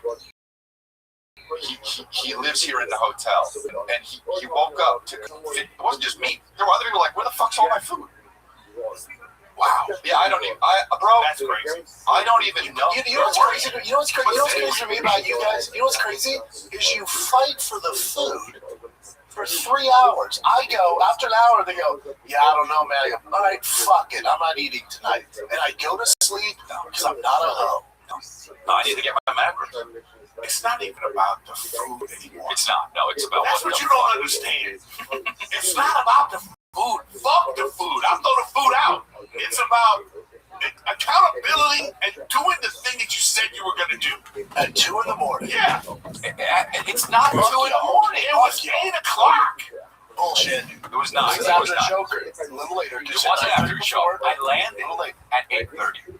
So after that. Okay, so airport, by the time you get there, fight 10 at least. No. And then they have to wake the chef up. They have to wake the chef up. There you go. They have to fucking wake the chef up. It was open. You just said they had to wake the chef up. Well, this is 3 hours later because whatever chef, the chef just was like, you know what? Fuck y'all. It's because nobody ever orders, I bet. Was it like a Wednesday night? This guy. You ever been anywhere? Yeah, did you go places? It's a hotel. Yeah. With big lights. Hey, Everyone was there checking in. Wait. This is the guy that changed his flight for a Diet Coke. The fucking guy. Fuck you. Yeah. Fuck you. He's in his wool fucking sweater. Yeah. On his flight. I got it. Dominican Republic, He got it. Coke. Just jizzing This guy everywhere. thinks he's Denzel at the fucking, Just having wet daydreams. You know what I mean? How dare you? Fucking. Yeah. Unbelievable. I mean, some of it were checking in. It was fucking one person. So just Uber Eats, dude. That's true. Postmates. That's true. That's the fucking move. Except for they kept saying it's coming, it's coming, it's Right. Oh, they lied to you. Wow, they lied to you, Brendan. Yeah. Oh, Coca-Cola They Light. call it Coca-Cola Light. I just was saying it wrong. Just was saying, just American idiot. No, You definitely stickers. my mama said, no, Joanna talked to them and just move them, don't know shit. You know what really happened now? Joanna doesn't want you to do Diet Coke. No, come on, that's like She was at the bar like, just say you don't have any. But she was saying, no, because she wanted him to be, so he wouldn't fucking be jizzy. Oh, you're right. They don't have it, babe. She wanted me dehydrated. Fucking Diet Coke. She wanted me dehydrated, so I didn't have all that yum sauce. Yeah. Figured it out. Wow. God, you know women don't. Well played. Well played. Yeah. All time backfire. She had to leave Dominican Republic early. Yeah. Or you left it there. She didn't know how serious I was about it. Hey, Chris, let's talk about Fan Man. Think Dr. What's that, Squatch? Dr. Squash. You think Dr. Squatch is some small, wholesome company? Burt's Bees, Native, think again. They've been bought by mega corporations and private equity firms. And they hijack these beloved brands and fill them with the same corporate slop as everyone else. One company is doing things differently. The Van, they started the tallow trend a few years back with their grass-fed tallow moisturizers, and they've been crushing it ever since with hit after hit of clean, nearly edible solutions to your everyday products. Here's the thing about tallow, it's best moisturizer. It's the best moisturizer on earth because the fatty acids in tallow are nearly identical to the oils in your skin. Yeah, so the body actually recognizes it. One use and you'll feel the distance. Your skin will be one use and you'll feel the difference. Your skin will be softer and smoother than anything you've got full of chemicals, fillers. So you got to get here with this natural stuff, and because there's no filler garbage, a little goes a long way. This stuff, it lasts. It's powerful enough to heal the skin. It's safe enough to spread on your toes. I love that. That's real ingredients. Ready to ditch the corporate chemicals? Go to vanman.shop/golden and use code golden for 50% off, 15% off your first order. That's vanman.shop/golden. Don't forget /golden. Vanman.golden for 15% off your first order. Van Man, real ingredients, no exceptions. Pluto TV has thousands of free movies. We're coming at you with everything we got. This is free. This is free. Movies like Pineapple Express, the entire Star Trek film franchise, and Gladiator, and TV shows like Survivor, SpongeBob SquarePants, The Fairly Odd Parents, and Ghost. Pluto TV is always free. Pluto TV. Stream now, pay never.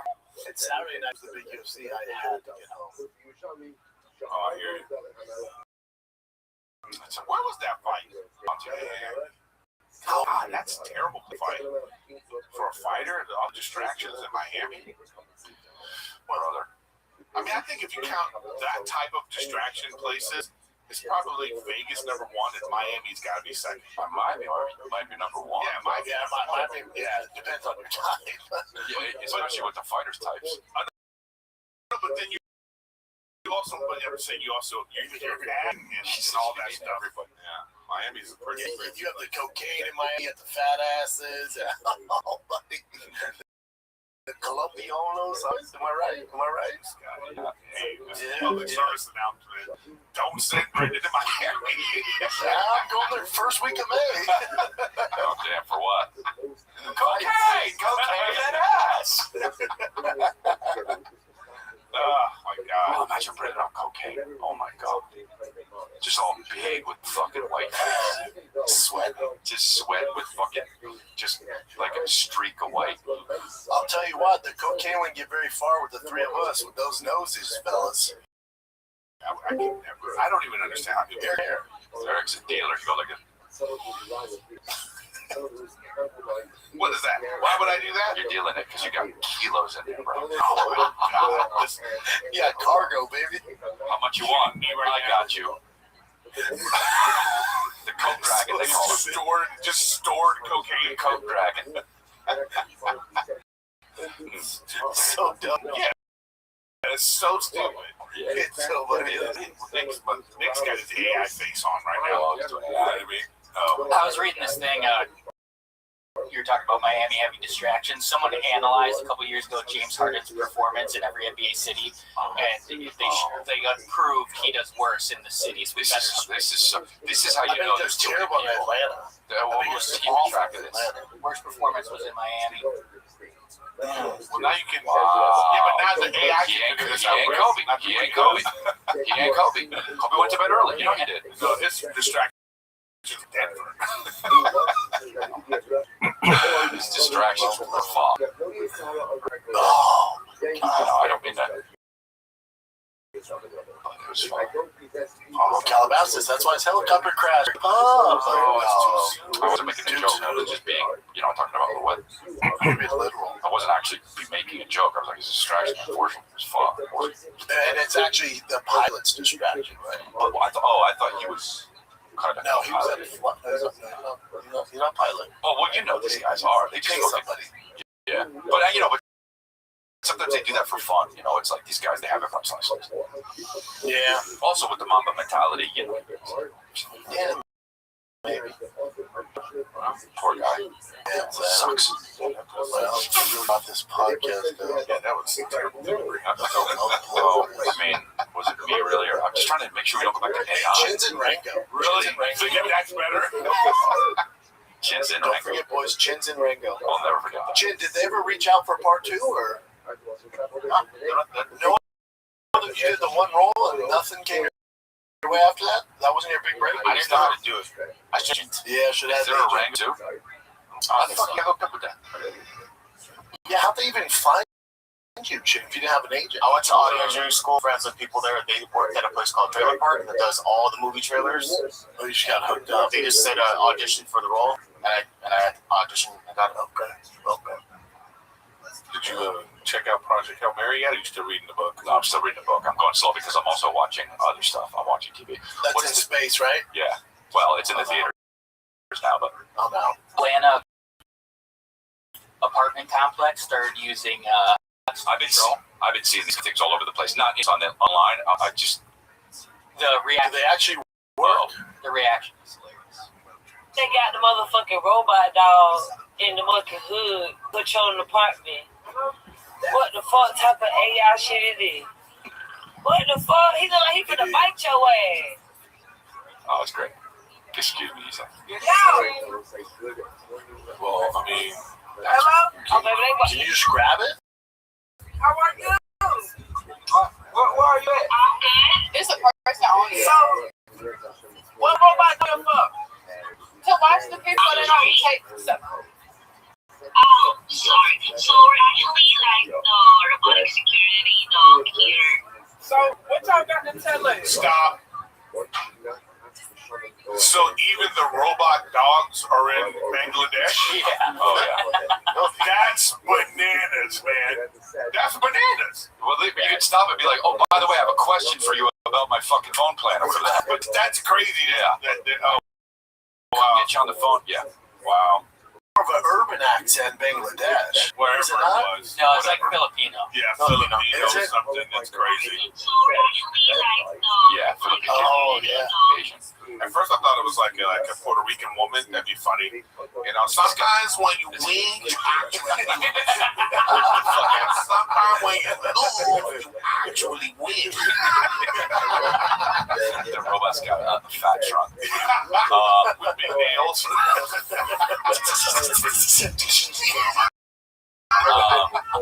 I tried to honk the demo and it stopped, and some Filipino lady comes on and like tells you not to do it. She was super polite about it, but I also heard they will control them in tight spots. It's not robot. Oh. They're like, Well, the rumors are that they're also being controlled by prisoners. That's the big conspiracy. They You heard that from Sam Tripoli? Yeah, they just got like they're in prisons, just dudes. You know, they got their goggles on. They're like, boom. To me, that's how war should be fought. Yeah, I know. Yeah. You know what I mean? Yeah. with Filipino women. Yeah. In prison. Just Filipino. Like, come outside. Yeah. So I've been seeing the robots. They got them in China and shit, just running around. Just like I saw a great Elon Musk video. I don't know if it was great or not, but there's some guy asked him, "Why should I invest in Tesla?" It's just what he explained. You just kind of like, yeah. You know what I mean? Did anybody check out any of this Coachella stuff? no. It's wild on YouTube. That this time it was like streamed live, and just when you go to the Coachella YouTube, it's just overwhelming all the stuff that was going on. You don't even have to go now. You just had a Coachella party. Was it Bieber just playing like from his laptop? Well, the reason why the rights to his music. The reason why he did that is because he sold the rights to his music, and this was a way for him to still play the songs, sort of sing with the songs without having to pay the publishing company. Kind of a boss move, really. How does that even work? Like, how come that's legal? Because it's like because YouTube's publicly, if you're paying for premium, you can play it. You know what I mean?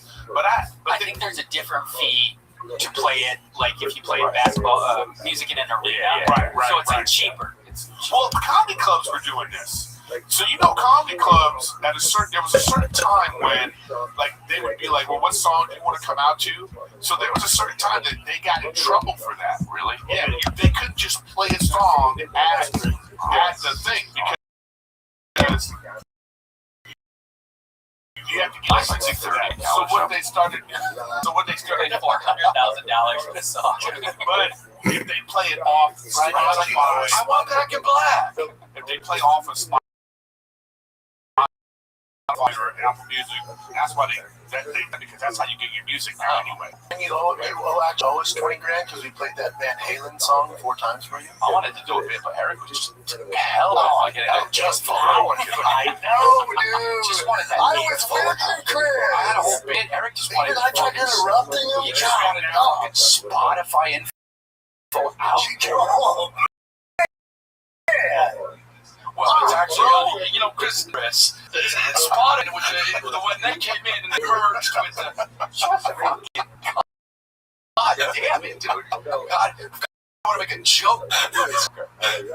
Tagging this to just hang tight for a moment with your comedy. So the thing about Spotify, if you're going to use them, I appreciate you. It's the licensing agreement. It's in an arena, and it was so while Brian Callen could play AC/DC. Technically, Brian Callen, yes, he could play AC/DC, but if you decide to play Metallica, you're looking at 40% profit loss. Hey, you? Yeah, well, get his info out. Man. Brian coming out to 25 people. Brian coming out to 25 people. Brian catching strays. Why not? He always does, huh? But anyways, which I'm. I was My boy Teddy Swims was there. Oh, my gosh. song that was great. He's great. But you actually know him? Yeah, he's on a fight campaign. Oh, he's a comedy fan too. No, he's a comedy fan. New dad. Yeah, I'm telling you, man, it was me. And he only got 80 views. A lot of New dad with 89. she looks like She's like struggling with her pronouns. Sexy, man. I don't know. This is just something I just would. How many people I've never been? Chris, didn't you go to this last year? No, I've been to Stagecoach. I remember you went. Oh, Stagecoach. That's right. Stagecoach is like, How many people? I'm curious to know. You understand about hey, what? what's her name? Ruby Rose or something is accusing her of shit? Yeah. That's wild. I didn't read it, but I saw the headline, and it's "You Believe All Women," right? So both telling the truth.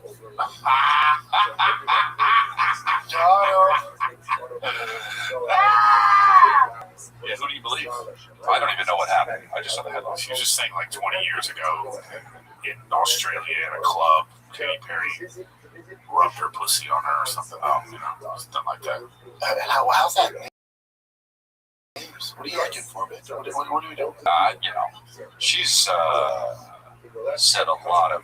Yeah, she said a lot happened to her. Yeah, she So if you just Google her name, it's like they didn't do this right. I got injured. It's like, she got fired from the Batman girl thing because of her behavior on set, according to reports. I don't know if that's true or not, but I mean, you just kind of go, I don't know. Why did these meetings happen? What about Sydney Sweeney? Watch your mouth. Ruby Rose talking smack like, oh, she's not yeah, lesbian. Ruby Rose Yeah, that was was on her. Sydney Sweeney during the Gene campaign. That fucking She's bitch. not. How you gonna pick out? He's a gift from the heavens. well, hold on. Also, the The boxing of Chrissy, which I watched on the plane, it was very well done. Well, I will say this. Hold on. They tie her down in that movie. Those puppies still came out. There's nothing you do. There's nothing you do. There's nothing you do. You should have a movie review show.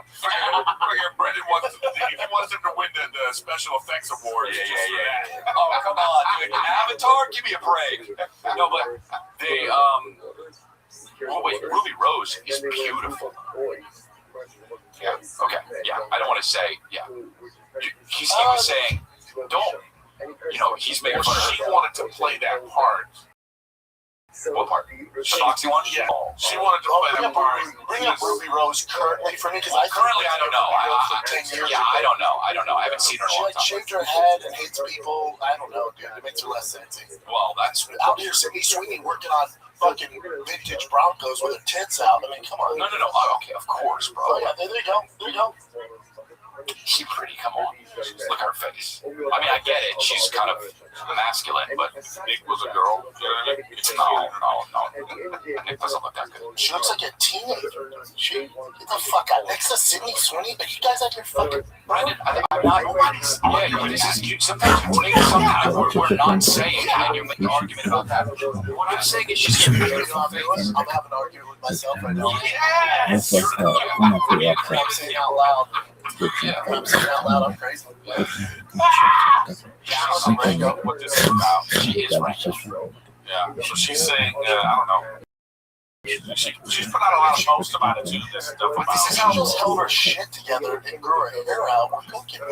Yeah, I know, but also, she, this is how people stay relevant. Like Brendan's still comes to our house every 6 months to check her hair. Yeah. I could go, girl.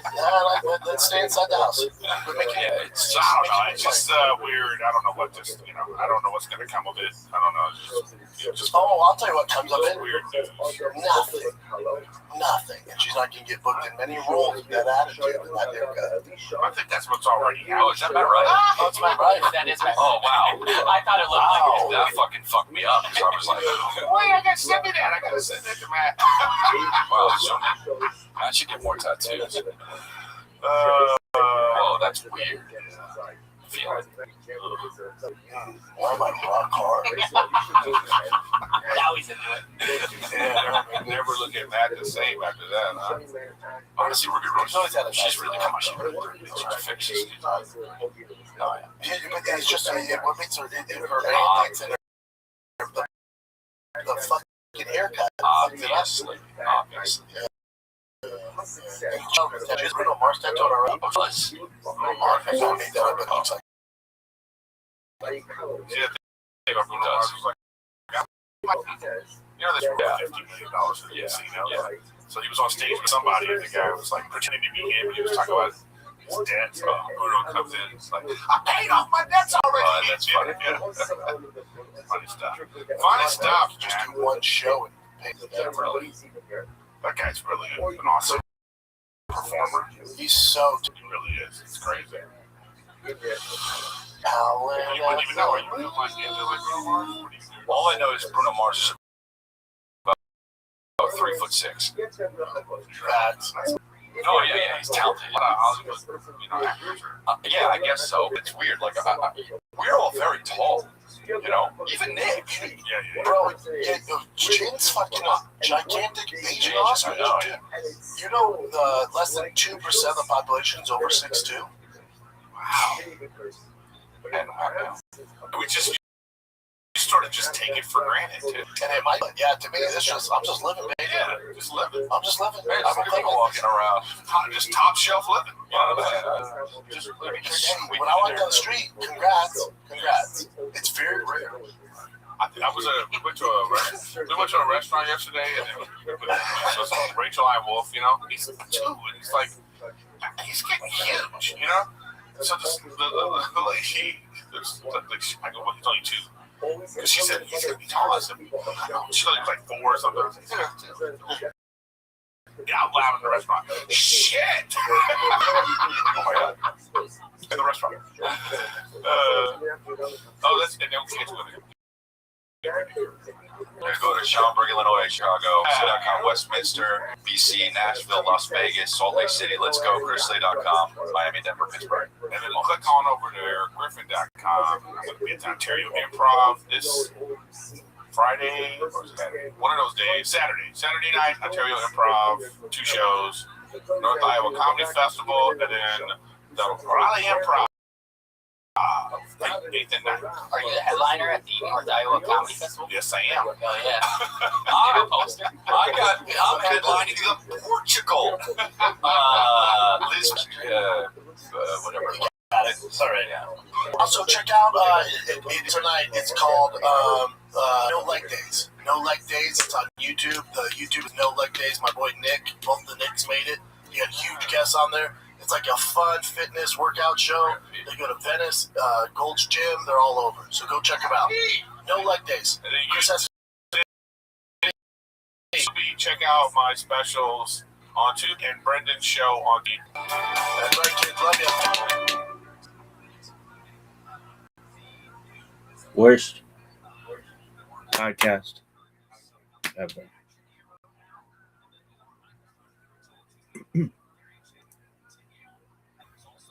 Like, I'm sure it's hilarious. It's so white.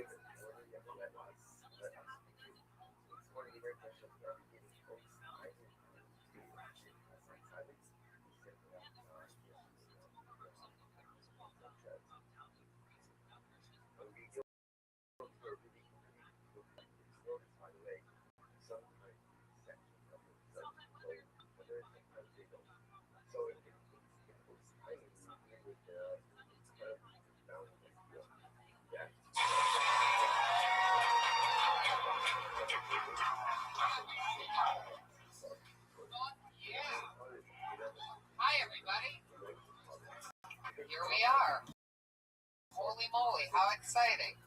We have a Podfest right now. This is fucking ridiculous. We're in the penthouse at a fancy hotel. Holy moly. This, if I've ever heard of it before. Thanks to everybody watching and do emotion. I would say make some noise, but we wouldn't hear you guys. Sure, bedrooms right now. I brought my dog. I got the this is a dog friendly hotel, so you can pay this $75 so your dog can fuck the shit up in your room, and you don't have to pay any extra. So if they want some piss and shit in my room,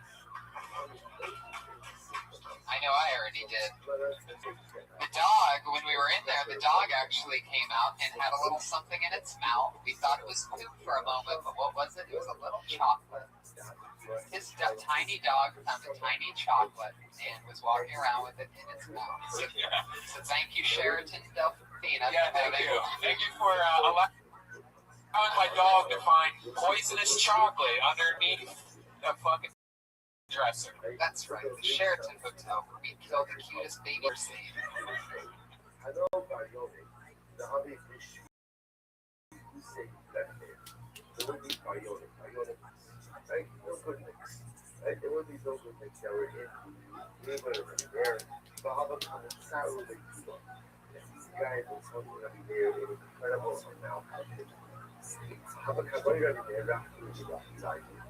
They would hate people and they wanted nothing that they should die. Somebody says, you wanted nothing that they should die. They caused you so much sorrow, they should die. I'm really worried about this. Really like safety. Like that. What do you think? Why would you die? And then you die. You shouldn't be sitting. You look at time. We sit mostly. I thought we sit for this. Korea has such an incredible view and such an incredible insight. I was going to do that thing. Oh, here it is. It is big. How do you supposed to be in RX that sinners should cease to exist in the world? No, what does he say? Become those because sin cease to exist from the world. Not sinners, but sin. Oh, shut what he said to the cross. Furthermore, she said to him, there would be no consequence. Say, when you shut in on Ava, give me that Ava, when you shut in on Ava. Once you remove the sin, there are no more sins. What Maria was telling her husband, well, let's get I'm going to buy it up to you. We rather than experience your husband. God was with it. God brought a problem and compassion on them. Yeah, they were almost wicked. Sure enough, Buddy Rock coming, we are they were married down half of these who shut it. They did Chuba and they became second. Or at least that was but they did Chuba. They did Chuba. So the story starts with two primary reasons. Number one, what Korea was saying to the mayor is essentially there aren't bad people, there are just good Jews and bad things. And a person's like, has to be able to look at you on the table to differentiate and say something that you want to manage that from the characterize if you some bad or bad person. And what Korea was trying to highlight was this incredible soul. That's not necessarily the case. Other bad people but very often you know people who do bad things. And if you're just able to stop the bad things, the bad things, inner good ultimately comes out. So good or nothing. These guys deny. Application of Chuba, Chuba, let sin from the world. And there was no sin when we shot him. There was no shot. The person, the God will, is good. Just sometimes the God will corrupts himself with the world. God will individually restore to recover their own self. What Korea was about there was essentially this concept is the more restoring children. Like without this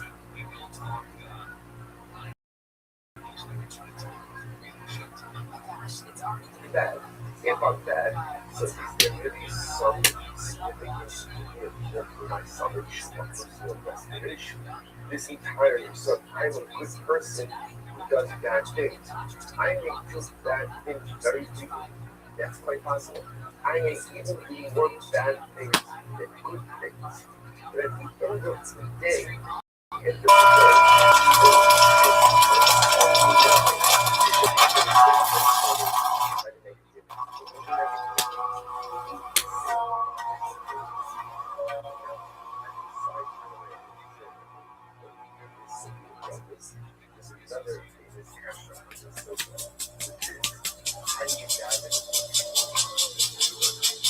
Hey, this is Redneck coming to you live from the Comedy Store for a brand new episode of Tell Tony Volume 2. Give it up for Tony Hinchcliffe.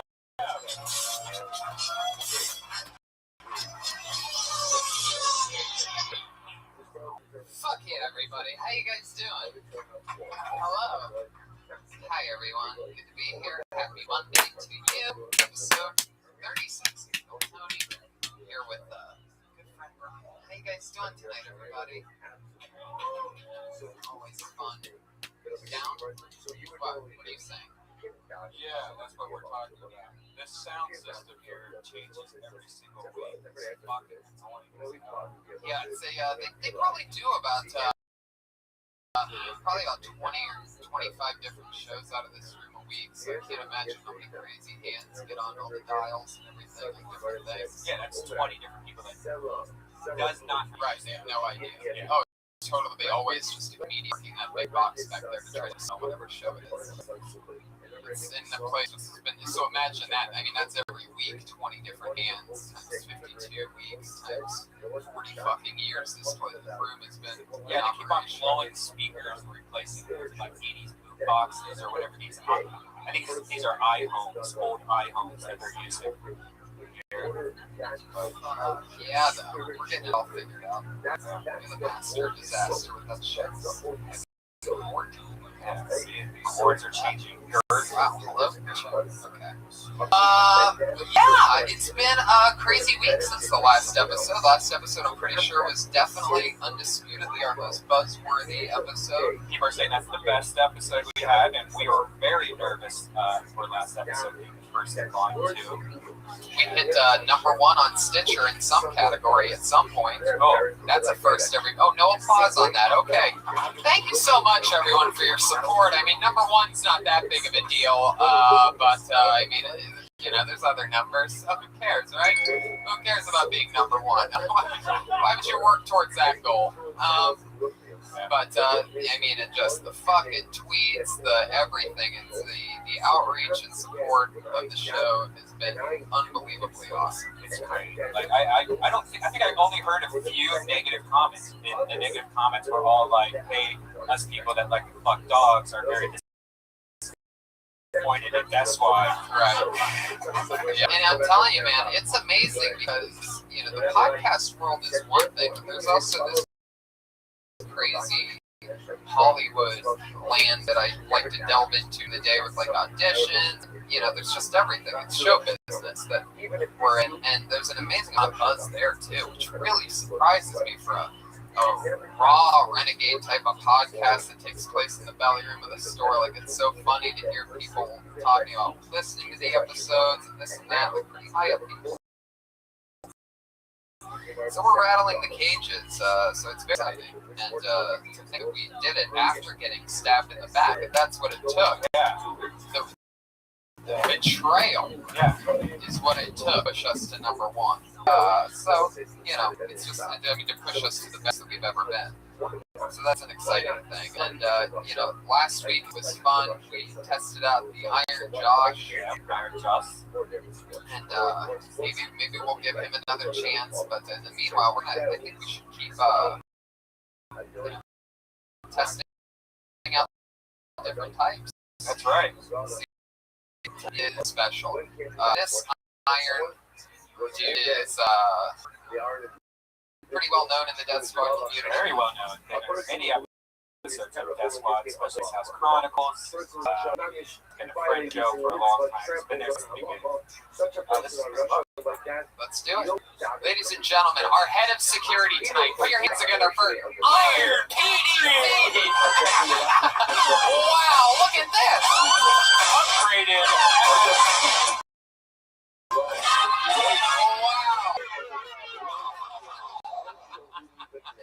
Wow.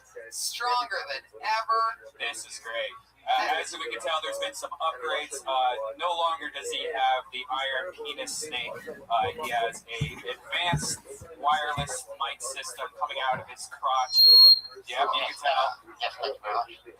Yeah, that's a hot mic. It is a hot mic. Heck yeah, some IKEA lights on your palms. That's pretty cool. That's right, too.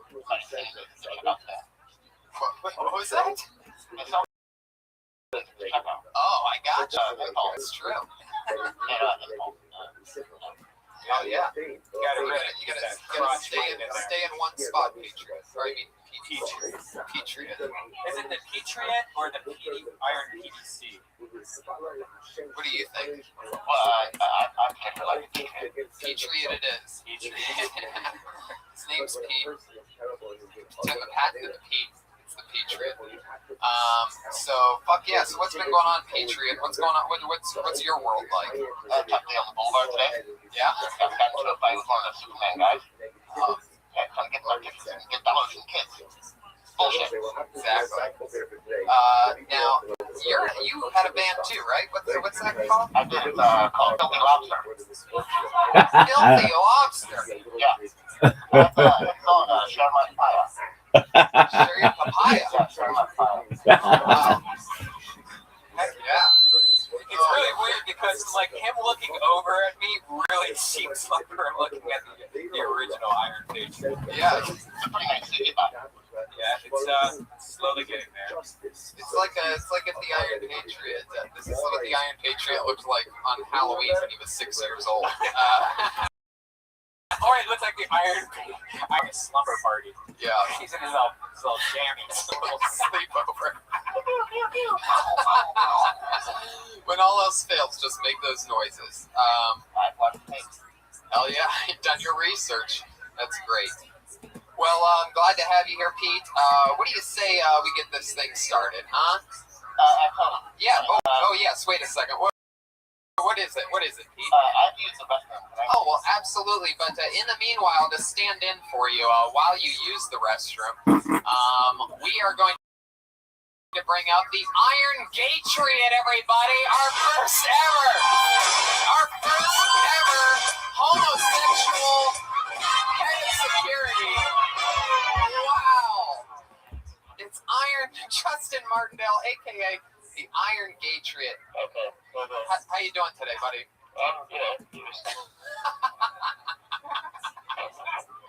Wow, this is amazing. I have nothing better to do on a Monday, so, Right, exactly. I'm glad that you were able to be our backup head of security today. A lot of people were into call this is podcasting kryptonite. Yeah, it's really good. I'm sure he's used to touching tips. Also, it's not a really hard thing. You got it right there. Just last time you had this trouble with the mic, it was a guy actually named Mike. Yeah, I don't know what he's just turning it on and off. It should just stay on. He's doing some sound effects for us. I gotta hold on to this chest. What was that? A number? Okay. So Patriot, what's going on? Anything going on? I fell out of a hot tub this weekend. Oh. Yeah, it was exciting. Yeah, and then people, I was in a group of people in the hot tub. One chick. And then fell out of the hot tub, trying to get a drink, and they were like, oh, we forgot to tell you the floors were really horrible. And yeah, so I got to eat shit out of a bunch of people. Now, Tony, the Iron Patriot brought us a song this week. What? I think music, so... Wow, it's been a couple weeks since we've had a song from our head of security. I'm pretty excited about this. Ladies and gentlemen, here you go. The Iron Patriot, everyone.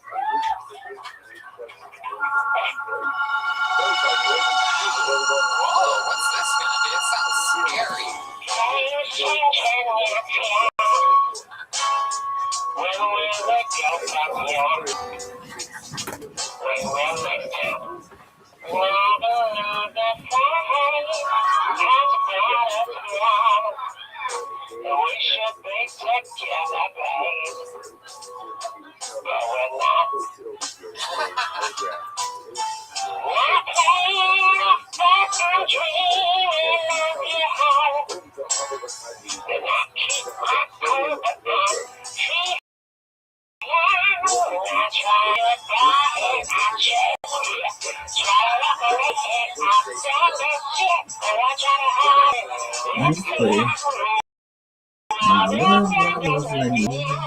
Goodbye, and I chose.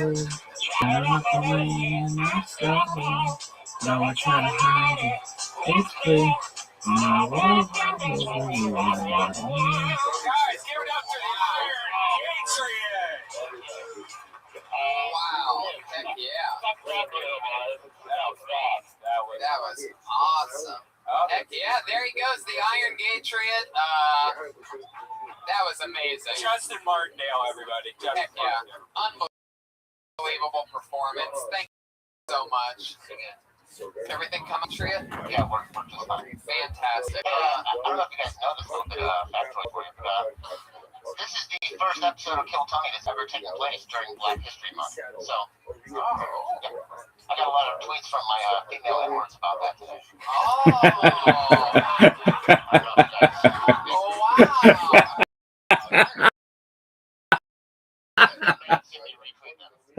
Yes, I Real quick before we jump into it, we are at the local comedy store on the road. First time ever on March 1st. So San Diego, if you're listening, it'll be March 1st. Tickets will be available online. So it's gonna be March 1st at the La Jolla Comedy Store, the first day on the road. So very excited. Also, that's it. This is Tom Segura's t-shirt, Segura.com. Yep. TomSegura.com. Special birthday. Yeah. Water boxers in the house. My favorite person.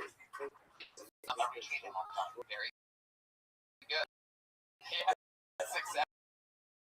All right, so let's get it started. You guys, 6. Just as always, super duper special. In no particular order to go like this. Truly one of the people that ever take me. One of the funniest people here. Steve Vino. Everybody.